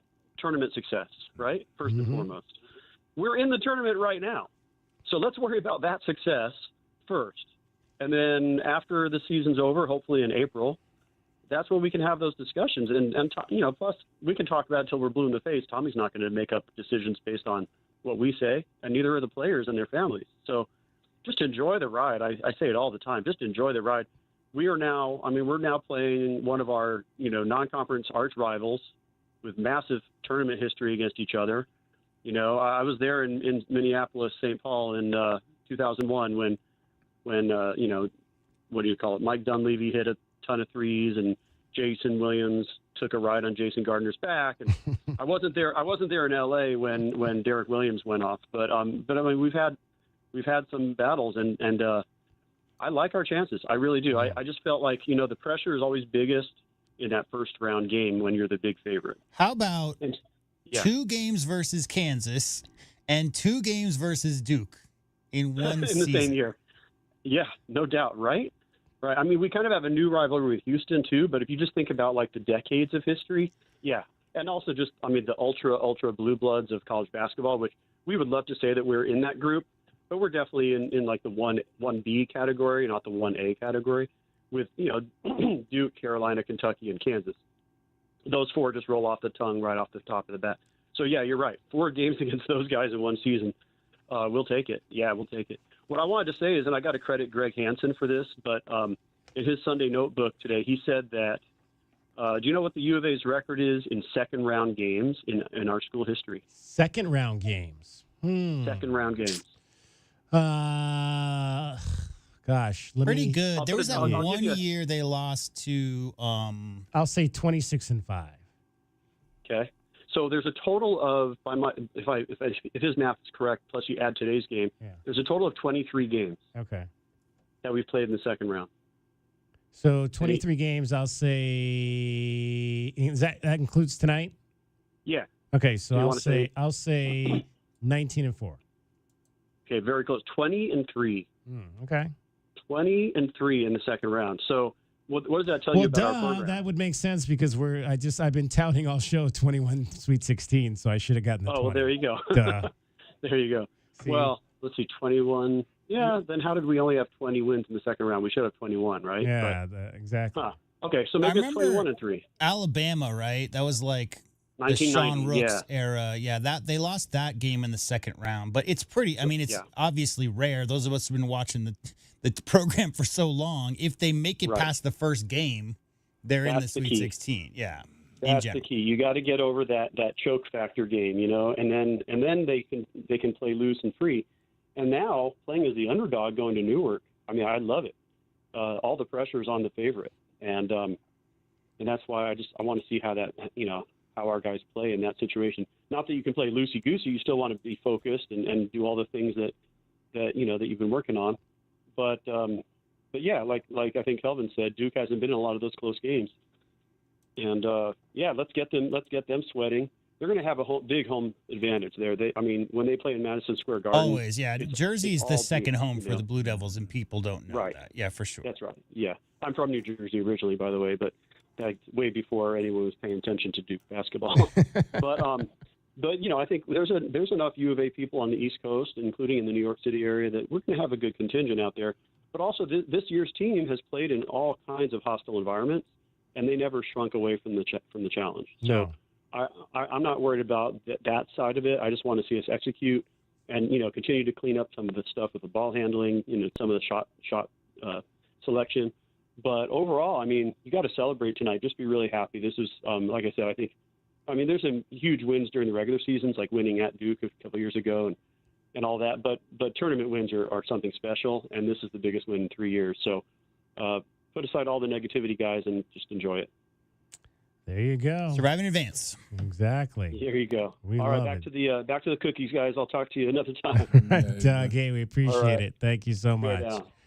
520-848-1290 is the number to get in on the program. You can call us at that number. You can text us at that number. J-Dub, I know we're getting close to the top of the hour. Do we have to I'll make it. We're Okay. we're already 25 minutes past where we should have ended, and we have 2 segments left. So there's no way we're going to get it all in. So we'll just go. You do you, and I'll make it work. All right. Well, let's go ahead and do our keys to the game here, and then we can let our guy Kelvin go, and then we'll take a break and come back with the players and the coach. Wildcats fans, how did today's keys to the game turn out for the U of A? Keys are brought to you by Royal Automotive Group. Royal Automotive, the dealership that is different. It's going to be one-on-one. Everybody has to stay with their guy. I don't think you can double this team a lot. Biddle has showed a great job of throwing the ball out the post to shooters and knocking down. I think they're better shooters when they catch and shoot. So I say stay with the shooters on the outside and play Biddle one-on-one in the inside with Vazar and also with Awaka pushing them early. Take care of the basketball. We need less than 12 turnovers in this game. Slow down and execute sometimes. You don't always have to push the break and force the break. If it isn't there, slow down and run your offense and get the best shot you can get, especially you guys are shooting well right now. So, lean on that. And then Caleb, Jaden, and KJ, again, I'm going to say it as long as they're in the tournament, these guys have to play well for us to win. Guard play is paramount at this time of the year. 9 turnovers for Arizona in the ball game, so that was a positive for sure. The Wildcats had 11 fast break points, so not a great fast break game, but better than some of the games they've had this year. So they were able to get out and transition a little bit and get some easy points. And you probably like to see better shooting from KJ. Like we said, he missed some shots probably close around the basket that you would have liked to have seen him made, but ultimately it didn't come back to bite you in this game. Yeah, 2 dunks and 3 layups, I think. Yeah, and I think he can make every one of those. So I'm not truly concerned about that. I would have been more concerned if he shot 5 threes. Right. And the one where he got the technical, that was the bad. I mean, was that the one where they didn't lob it? They lobbed it late, or there was one where they just lobbed it late? It was like, everybody. No. That was the one where both Caleb and KJ were both going up for an alley-oop simultaneously and ran into each other. Yeah. The KJ dunk, he was wide open. He went up with 2 hands. He let it go early, went off the back rim. Back door. He did a back door. Great cut. Yeah, it was great cut, wide open. Yeah. Let's see. I think you were next. Yes. I think one of the things that this team is going to have to do is I think 50-50 balls are going to be really important in a game like this. And the Oregon looked like a team on even in a game against Liberty. I mean, they had guys diving all over the floor to get balls, and the Wildcats are going to have to be up to that task. It can't just be KJ Lewis. It's going to have to be maybe those other guards, as you said, Caleb Love and Jaden Bradley getting on the floor, maybe if that's necessary to secure possession. So you got to win the 50-50 battle, I think, for loose balls. If you're Arizona, that's going to be my top key in this game. And I think you've also, again, a second game in a row, you've got a size advantage. with this game. I mean, yeah, you got Nate Biddle in there, but I think overall the Wildcats are a more physical team in the front court, and so use that to your advantage in this ball game and win on the boards once again. Maybe you're not going to win plus 15 or plus 30 like you did in the game on Friday night, but definitely plus 10 on the boards I think is going to be important for the Wildcats tonight. And like Kelvin said, I think your guards, they've got to, I want to see that aggressiveness stay with Jaden Bradley and KJ Lewis specifically, taking more three-point shots when that is available. Don't pass up the three if you got a clean look, but if you've got a clean look and you feel like you can go in and take an easier two-point shot, don't be afraid to do that well, but let those threes rip when you need to, because I've said for weeks now, I think this team's going to have to make a lot of three-point shots to go deep in this tournament, and they did that in the game on Friday. 2 for 4 for KJ and Jaden from 4. You know, I'll take that, 50%. Nothing wrong with that number right there. And I'm trying to remember what my second point was that I was. Oh, the bigs. Obviously, not a great shooting night for the bigs. And outside of Toby Awaka's 6 for 8, Trey Townsend. This was not a Trey Townsend game tonight. 10 minutes, 2 points, 0 for 2. Trey, Carter, and Henry combined to go 2 for 11, and you still were able to win the game. Well, what you really said was that the imposing will of the strength of Arizona's bigs needed to be impressed upon Oregon, and guess what? Biddle had 6 shots in the first half and made 2 of them, and basically was a non-factor. So if you want to point towards one thing in that first half why Arizona came back from that big deficit, on-ball defense from the guards and Awaka pushing on Biddle, because he played 16 minutes. They go through him, guys. That's a guy they go through in that offense, and he was really not an impactful player in that first half. He did make 5 of 7, though, when, again, mostly it was Vasar guarding him in that second half of the game with Awaka on the bench. I think for me, you got to start by keeping Shelstead and Biddle in check. That's the 2 guys that really make it go on offense. Physical on-ball D versus Shelstead. He's really liking the off-dribble threes lately. He's really confident right now shooting off dribble.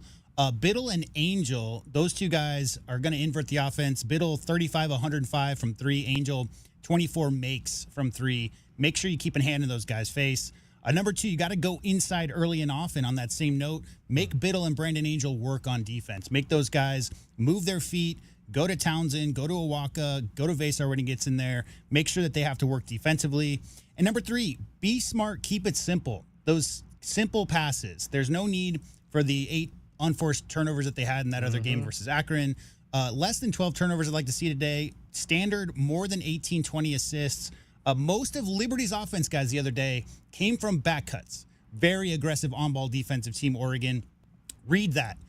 Feel that. Cut when you need to. Cut hard. You're going to get some stuff behind the defense. Those are my keys today versus the Ducks. Yep. I think the bigs, they didn't really go inside because they fell behind so much in the very beginning that they just had to rely upon guard play and guards getting shots. The one thing I didn't like, Kelvin, early was after they got behind, I think their first assist came on their 5th or 6th made basket. So it was all one-on-one. I'm going to go at you to get them back in. And you know, that's fine. And moving that defense, getting those back cuts, getting easy early offense is definitely going to be key moving forward. The one-on-one stuff, when they know tendencies and they've been studying your game, they're trying to take away your left, they're trying to take away your right-hand finishes, all that stuff. Keep them off balance, and you do that by helping, by finding each other easy looks. And you know what I think? I think you know, at this point of the season, everybody has scouted you, especially Arizona, when we kind of run the same offense every game. And I think initially they kind of had us a little bit, right? They was, again, playing us to pass, which forced our guys to kind of get into a one-on-one type situation, I felt like. And then they kind of got us settled. We scored a few buckets and then went back to playing the right way. Because you know that, J-Dub, every now and then teams come in with their game plan ready, especially at the beginning of the game. You're locked in. You're fresh. So the defensive game plan is locked in, and they were just hyped and ready to go. And so with that, sometimes you got to have a player make a play. You got to make a few plays to loosen that thing up, as they say, to loosen that defense up. So now you can get to running your offense and everything. Because I saw them, they were overplaying. Whenever Caleb didn't have the ball, they were overplaying them and making it tough for him to get the ball, and the same as the other guard. So I just think it's a thing to where at this time of the year you just got to figure it out. Yeah, they finished with 13 out of 30. So 13 assisted buckets on 30 made baskets. But I'm telling you, again, 12 missed layups. Yeah. And they make some of those layups. That assist number is closer to 18, 20. Yeah. All right, that's what we think or thought the Wildcats needed to do to beat the Oregon Ducks, and they did so. Wildcats fans, that's a look at your keys to the game. They're brought to you by Royal Automotive Group. Royal Automotive, the dealership that is different. Your home for everything Arizona Wildcats. You're listening to Wildcats Radio 1290, KCUB Tucson, a Cumulus media station. Happy Monday to you, along with Kelvin Efon and JW Madden. I'm David Kelly. It's Meridian Wealth Management, Arizona Game Day. Now, last night, your Arizona Wildcats advanced to the Sweet 16 with an 87-83 win over the Oregon Ducks. We are wrapping up our show. Kelvin Efon will get your final thoughts on the victory. 21 Sweet 16. I'm trying to get that Luke Walton deep voice. 21. Yeah, I don't know, man. Sweet Luke's 16. in a different level. I don't know if you could get there. Yeah, he is. No, I just thought it was a great game today. I like seeing adversity personally. I think adversity builds strength and it builds culture. Yeah, and I like together. seeing it in the first 5 minutes. It's like giving up 7 runs in the first. I still got 9 at bats to come back. You got and you can find out a little something about each other, and I think that helps at this time of the year to feel like you can depend on your brother, even if y'all get down, that he's going to be there for you, and he's still going to play defense, and he's still going to do the little things that's needed to win. So I think that was just another plus. Just like playing in the Big 12 was a plus, playing against that type of competition, winning a game like this when you're getting down helps you out, because that could occur versus Duke, right, where they can get you down big and you have to figure out a way to come back. But, at the end of the day, great win. But looking ahead to Duke, I just feel like that this is what you come to Arizona for. You come to Arizona to be in a position to play the number 1 team in the country, to play against the Dukes and the Carolinas and the Kentuckys of the world, Arkansas. In them teams, you want to play those guys. So the guys should be happy. It's a great opportunity. Everybody's going to be against you. People don't think that you can win this game, and that's a perfect opportunity to come make history. All right, we're going to keep you for just a little bit longer here, Kelvin, and until we have a chance to chat with Billy. You're on Meridian Wealth Management, Arizona Game Day, the postgame show. Hey, what's up, guys? Hello, Billy. Hey, yep. Hey, couple, maybe 3 questions. One, well, I definitely think the upgrade in conference, if you want to call it, has helped us out greatly. Like, it's just, I don't know, the whole toughness, everything. We just look, that much more up and ready. I don't know if I've missed you guys talking about it recently, or maybe even within like today or something, but why does Basar or Bryant not start? Like, those guys are just, I understand maybe both of them don't need to, but every time they hit the floor, they're an immediate impact. Bryant is just like a freakish athlete, if you want to say. Would love to be seeing him wear an Arizona jersey next year, but I highly doubt that's going to be happening. He's just that kind of guy. And then, so one, I was wanting to know what you guys thought about that, why they don't start. We talked about it quite a bit, but I think to sum it up, mostly it's because they found that Anthony Dell'Orso plays better in the starting lineup than he does off the bench. So it's not even so much that Carter would be a good starter, is that they need Delly in the rotation. And Kelvin, that's more or less what we came to the conclusion of. It seemed like Delly just doesn't have the – first of all, KJ And Vasar and Carter Bryant off the bench is the most devastating 3 defensive killers that anybody has in the country. Could Vasar start? Yes. But I think it's more the guys who do start, Kelvin, bringing those guys off the bench. They're coming in hot, and they're ready to go as soon as they get in. And I also say for Vasar, right now, Vasar and Awaka plays the same position. And I think you would rather start with a more physical guy in the game, pushing around, pushing guys off the block, and then bring in your shot blocker when they're not expecting it, right? If you had a shot blocker in right from the start, they're kind of expecting, they're looking for him. But when you have a walker in the game, they might try to challenge a little bit. They might try to go into the post a little bit more, and he pushes the guys off the box. We saw how valuable he is. And I just think at the end of the day, we have to also remember chemistry for a team, right? Chemistry for a team. You have to play your guys, and you don't want Townsend feeling the type of way because you never know when you're going to need them.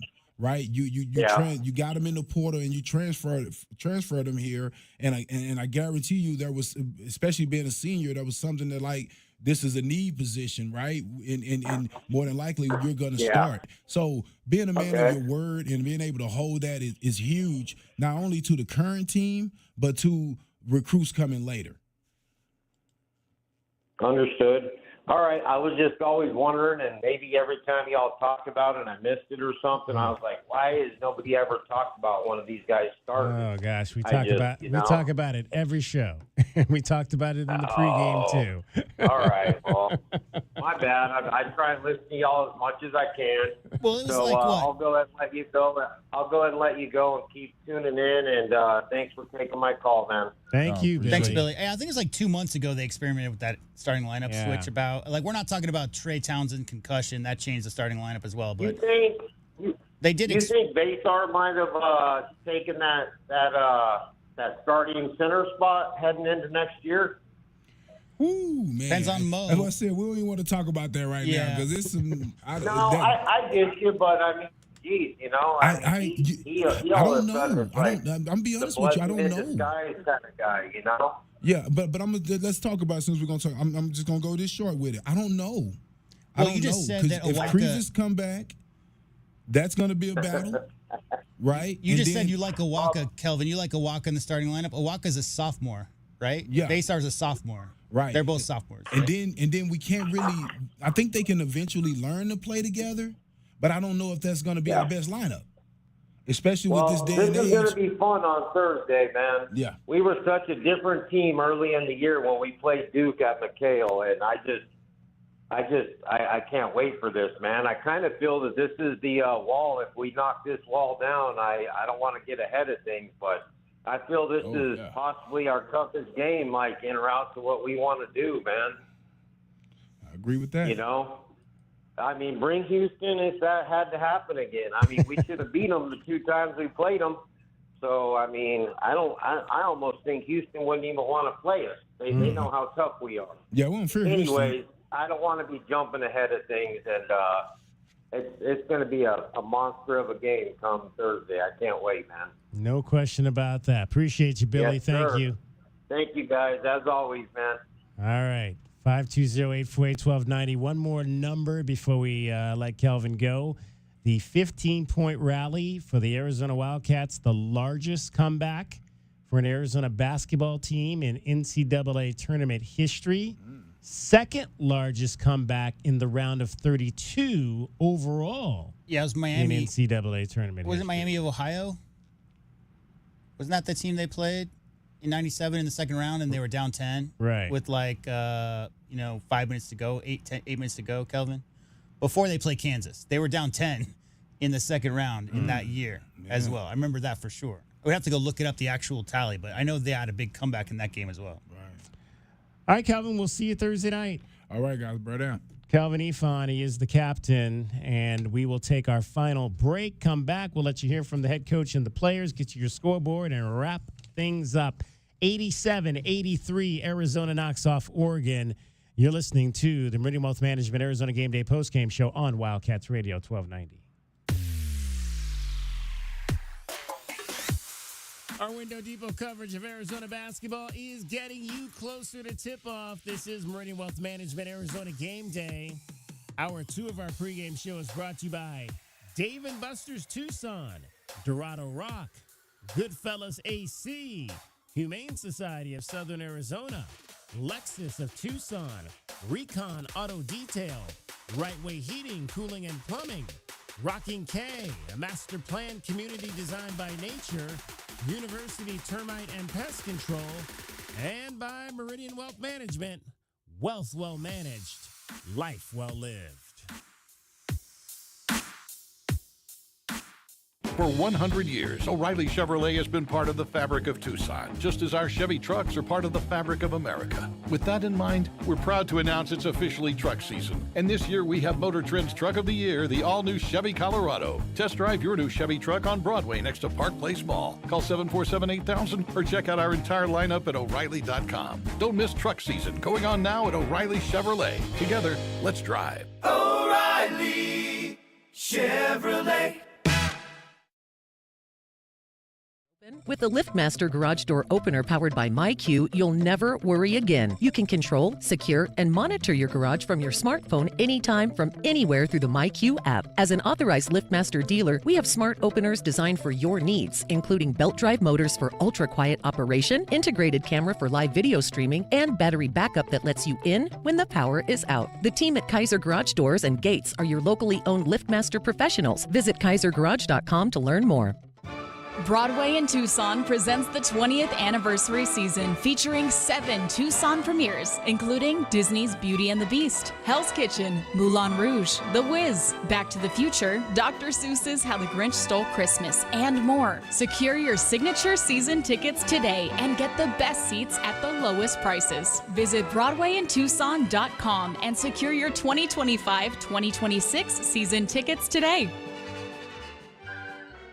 If you can't be at the game, then you should be at Dave & Buster's. It's the best place to eat, watch, drink, and play. Watch your favorite team throughout the entire tournament. Take a walk on the $1 Million Midway where you can play the biggest and newest arcade games. So when your day calls for some winning, it's time for Dave & Buster's. Watch all the sports you want. They have massive HD TVs, a chef-crafted menu, and an incredible list of beers, wines, and cocktails. So remember, if your day calls for a little victory, a little triumph, a little win, it's probably calling for Dave & Buster's. If you're feeling overwhelmed by the thought of a home remodel, don't stress. The Window Depot is here to help. At the Window Depot, we're your one-stop warehouse for everything you need for your next remodel. Windows? Check. Doors? Got it. Cabinets, countertops, and everything in between, you'll find it all here at the lowest prices. Whether it's a kitchen, bathroom, or whole home makeover, our experienced designers are ready to bring your dream home to life, all at unbeatable prices. Find a location near you or shop online at thewindowdepot.com. The Window Depot, more than a window store. Cool Willie's Air and Plumbing. Always trust the big guy. Mention your Wildcats and receive $50 off any repair at coolwillies.com. Cool Willie's is proud to be a partner of the University of Arizona Wildcats basketball radio broadcast. 2 powerful teams working hard for you to get the job done right every day.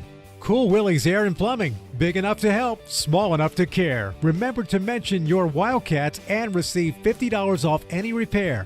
coolwillies.com. Ready to score a new vehicle? Whether you are looking for a new car, truck, or electric vehicle, at Royal Kia, we know exactly what you want. A quality vehicle at a great price and to be treated fairly. We stand by our transparent online pricing, offer a 72-hour buyback guarantee, and you work with our no-pressure, non-commissioned sales staff. Royal Kia, the dealership that's different. OAC plus tax, title, license, dealer installed options, and $589 doc fee. Royal Kia, Speedway in Columbus, or royalkia.com. Do you have heart failure and often hear, "Those stomach issues ruined your birthday"? "You're too tired to play catch, Grandpa." Sweetie, you haven't touched your tools since the carpal tunnel syndrome diagnosis. If these seemingly unrelated symptoms sound familiar, talk to your cardiologist and ask about transthyretin amyloid cardiomyopathy, or ATTR-CM, a rare and underdiagnosed disease that gets worse over time. Learn more at connecttoyourheart.com. That's connecttoyourheart.com. Sponsored by Pfizer. Right Way Heating, Cooling, and Plumbing is the ultimate team when it comes to your home's comfort. Thinking about replacing your heating and air system? It's free furnace season at Right Way. These are some of the slowest months of the year. We have equipment in stock and our crews are available. And we're including an 80% furnace absolutely free with the purchase of an air conditioning system. And if that's not enough, we're offering 60 months no interest financing, tax credits up to $2,600, energy efficiency rebates, and 10-year parts and labor warranty. Call or text 520-200-2422 today or visit rightwayac.com.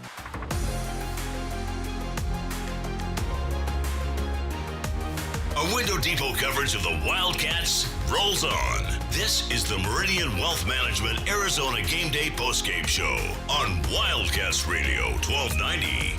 Now back to your hosts, David Kelly, the captain Kelvin Yvonne, and J.W. Madden. Oregon will need a miracle now. Evans in the backcourt throws it to Biddle. He'll throw it up from backcourt. Won't matter. The Cats are on to the Sweet 16. Arizona 87, Oregon 83. What a game. A crazy finish. And there's more basketball to come starting Thursday in Newark, New Jersey. 21, Sweet 16s.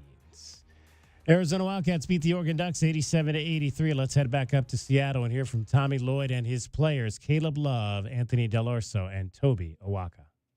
Super satisfying. Just knowing that this group, what we went through, the adversity, it's built us for these moments. And, us going down early, we never panicked. We never, altered any, thing. And I just think we were so poised throughout that whole game. And, nobody was worried about anything but, finishing out the game and winning the game. And so I give credit to, my teammates, our coaches. They had a great game plan coming into the game, and, it was shaky early, but, that's what these games are about. You're going to face adversity, but how do you bounce back? And like Coach said, we got to, so what, now what, mentality, and, that's what came out tonight.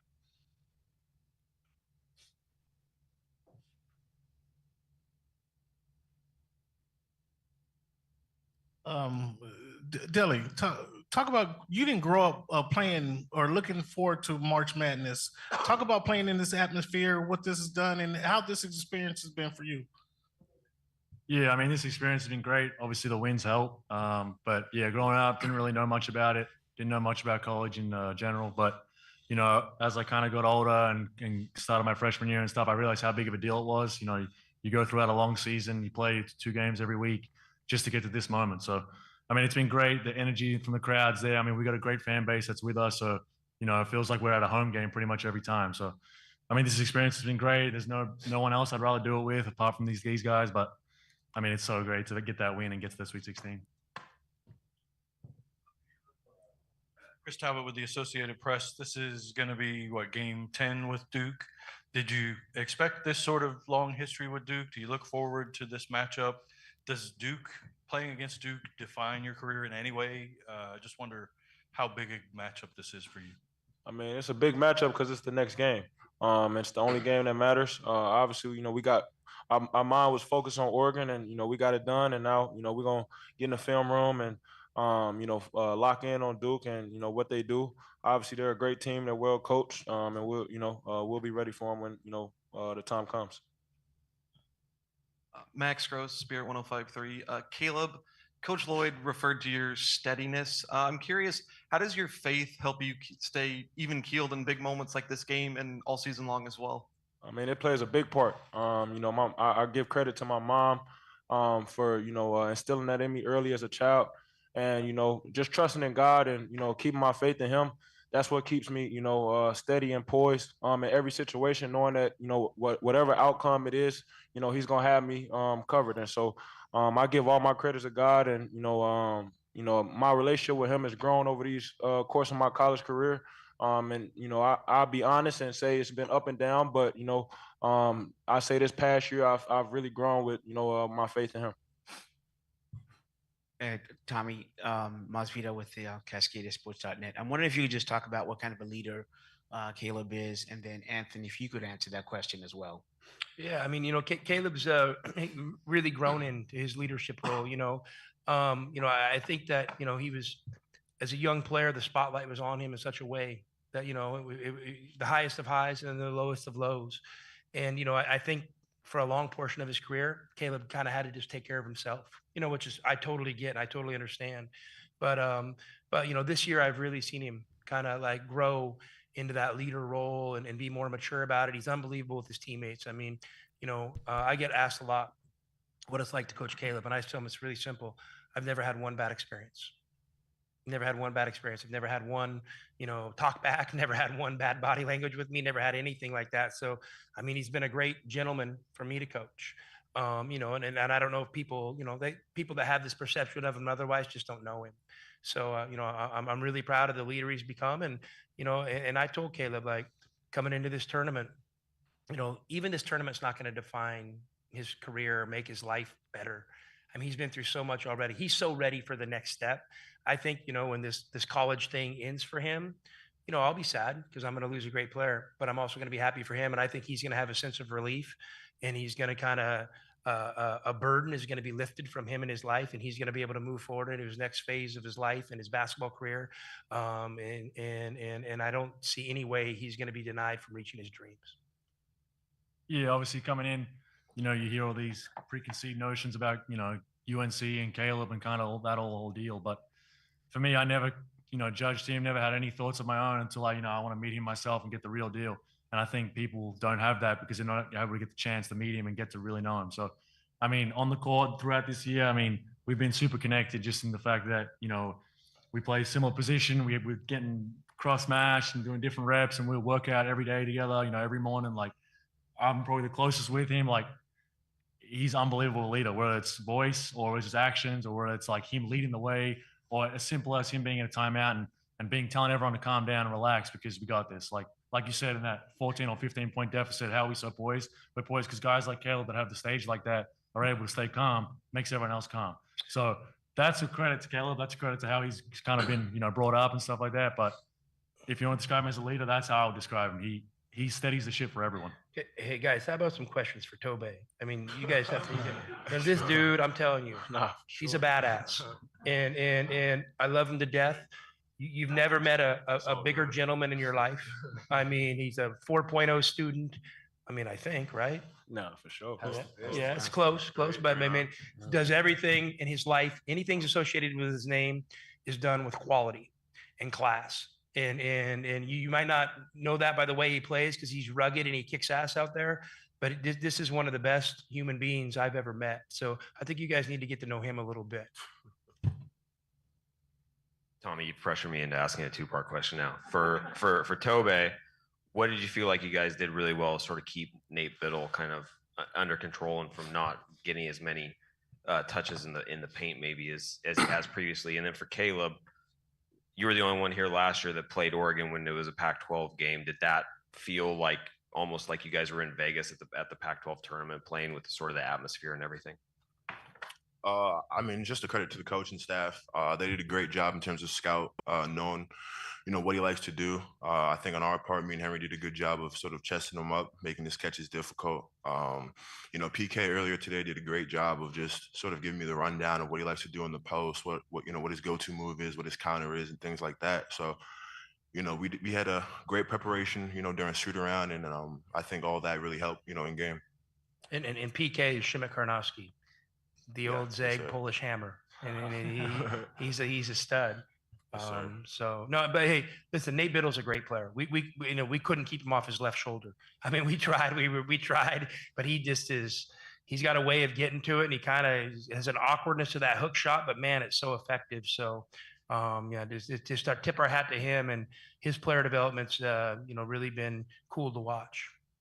Let's let the players go and take a couple more questions for Coach, and then we'll wrap it up. All right, guys, get out of here.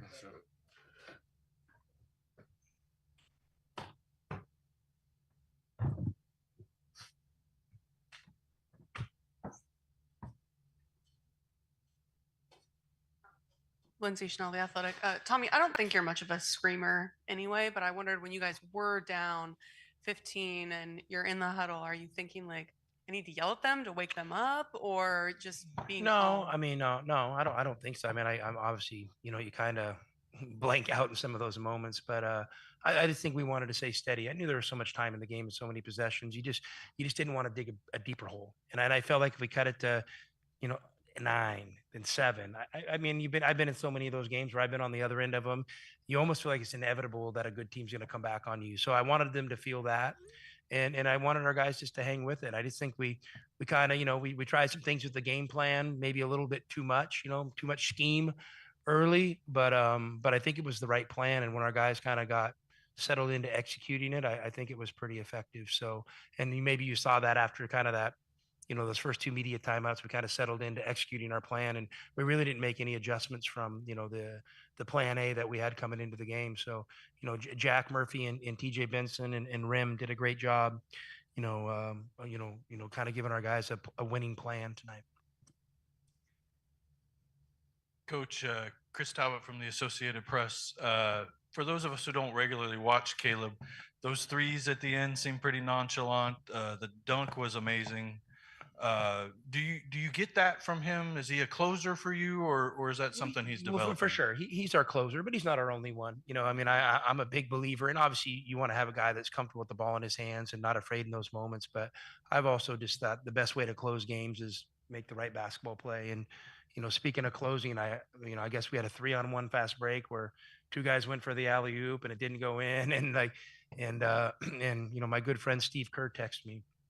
I'm like, what was the hell was up with that 3-on-1? And I said, yeah, I know, coach. And he was like, well, just so you feel better, Draymond would have did the same thing, and Steph would have pulled up and shot a 3. So, I've always felt like, at Arizona, my 4 years, we've kind of lived on the edge of excitement. And, maybe there's times I wish we had a little bit more conservative approach to things, but I also think that let it rip mentality is kind of who we are. And I think it's provided way more positives and way more benefits than negatives for us. So, just really, really proud of the guys tonight. I mean, that was awesome. And I'm so happy we get we get to stay together and keep competing. Last question here. Jason Shear, Wildcat Authority. I know he had the late turnover, but generally speaking tonight, throughout the season, Jaden Bradley's been kind of a calming presence. Just can you talk about his leadership and his ability to kind of maintain composure? Yeah, I mean, Jaden's been awesome. I mean, he had 12 tonight, 12 and, just steady 4 assists and 3 steals. I mean, he impacts winning, and he has a real maturity to him and steadiness. And, what do you have, like 19 or 20 last game? I mean, like he's just really grown into a great player. So, he has he really is calm. He really is calm. I even had a ref come up to me last game and say, hey, I'm having problems with 0. I'm like, what? Like, him, like, I'm not used to guys saying that because he's usually so calm and really doesn't interact with the officials. So, Jaden's the consummate point guard, and he's a great point guard. We're lucky to have him, and I'm really proud of how he's developing a player and how he competes, and for him to kind of be kind of the silent leader of our team. All right, thank you very much, Coach. Thank you, guys. Let's take a look at what happened around the rest of the country. The college basketball scoreboard is brought to you by Goldberg and Osborne. Goldberg and Osborne, the injury lawyers. All right, your Arizona Wildcats are on to the Sweet 16 after an 87-83 win Sunday night now over the Oregon Ducks. Other games of note, there were 8 games yesterday. Here are all your finals. Duke beat Baylor 89-66, so Duke and Arizona will play for a second time this season in the East Regional Semifinal. Number 2 seed Alabama over St. Mary's 80-66. Second seed Michigan State sends New Mexico home. Spartans win it 71-63. The Big Ten champions are on to the Sweet 16 for the umpteenth time in Tom Izzo's career. Kentucky ended Kylan Boswell, Illinois' run, although Boswell did score 23 points and dish out 6 assists, but the Illini fall to the Wildcats 84-75. Mark Pope is in the Sweet 16 with his alma mater. Number 3, Iowa State cannot get it done. And they lose. I believe that was that the game in Cleveland? Possibly. I believe that was the game in Cleveland. No, I'm sorry. Michigan State was the game in Cleveland. Iowa State, though, loses. Actually, both those games might have been in Cleveland tonight. Iowa State loses to Ole Miss 91-78. So Iowa State is out, and Ole Miss is moving on. Maryland beats Colorado State by 1. Jada, pop me up. I'll play this highlight one more time so the folks, if they did not get a chance to hear it, here is how that game ended. Gillespie looking to throw it in. Gets it up top to Queen. Dribbling left. Big step down the lane. Runner for the win. Banked it in! He banked it in! He banked it in! And Maryland has won! Maryland is going to the Sweet 16! Derek Queen with the buzzer beater, 72-71, the final, Maryland over Colorado State.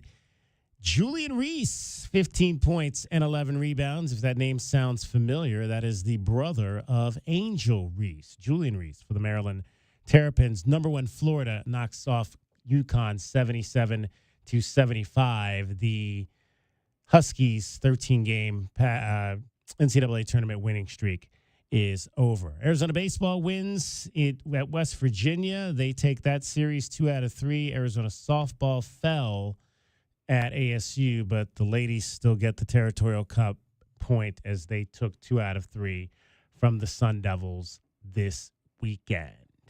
87-83 was the final score. I want to read one more message here off the YouTube from Aaron Easton, because he says we got some information a little bit wrong. He says, first of all, he says, my favorite play was the ADO move along the baseline, spin out and cut back layup. That was beautiful for Anthony Dell'Orso. I don't know if it was intentional or by accident, but it was pretty, he says. And he says that, J-Dub, it wasn't Miami of Ohio that was the comeback. He said it was College of Charleston, because the Wildcats lost that game to Miami of Ohio. It was Southern Alabama. What I said was, I think it was Miami of Ohio, and Doug texted me instantly and said South Alabama was the team in the 97 run of the title that Arizona was down by 10 points early in that tournament before they came back and won. Yes, that was 97, correct? I think. Correct, yeah. That's what I'm saying is that coming back from a deficit like that in the past for teams that had great success after that, defeating Kansas, Kentucky, and North Carolina, right? I mean, coming back from getting behind by 10 does not define how good your team is in this time of year, is what we're talking about, yeah. Right. Aaron goes on to say that he remembers Devin Davis on that Miami of Ohio team. He said they lost the game while he was on a plane coming back to Tucson. He was excited on the play, and then the tourney was over by the time the Wildcats' experience in the tournament was over by the time he landed back in Tucson. Aaron says, great show, guys. Love the show. Bear down and beat Duke, spelled D-O-O-K. There you go. Final thoughts, J-Dub, from you before we wrap it up. Nope, I got none. We're an hour late, so I will talk about it on the show tomorrow. There we go, because we will have a show tomorrow, 3 o'clock, DK on the Sports Tip. Join us for that. Thanks to everybody that was a part of these broadcasts. We had Dusty Dale over on the FM side, spinning the dials 107.5. Dragon Ball David Amato on the AM side. Here for us, Audio Bob over at KTUC, spinning the dials on those Arizona softball games this weekend as the ladies took 2 out of 3. For Calvin Efon, the captain, and J.W. Madden, my name is David Kelly. I'll give you that final score one more time from the Climate Pledge Arena in Seattle, Washington. The Arizona Wildcats 87, the Oregon Ducks 83. U of A on to the Sweet 16 for the 21st time in program history. We'll talk to you later today, 3 o'clock. DK on the Sports Tip. Till that time, bear down, everybody. Have a great morning. Cats, W-I-L-D, Wildcats, W-I-L-D, Cats, wild about the Cats. Bear down, Wildcat Nation. You've been listening to our Window Depot coverage of U of A basketball. The Meridian Wealth Management Arizona Gameday post-game show has been brought to you by Meridian Wealth Management. Wealth well managed, life well lived. Join us right here on Game Day for complete coverage of Arizona basketball. This is Wildcats Radio 1290.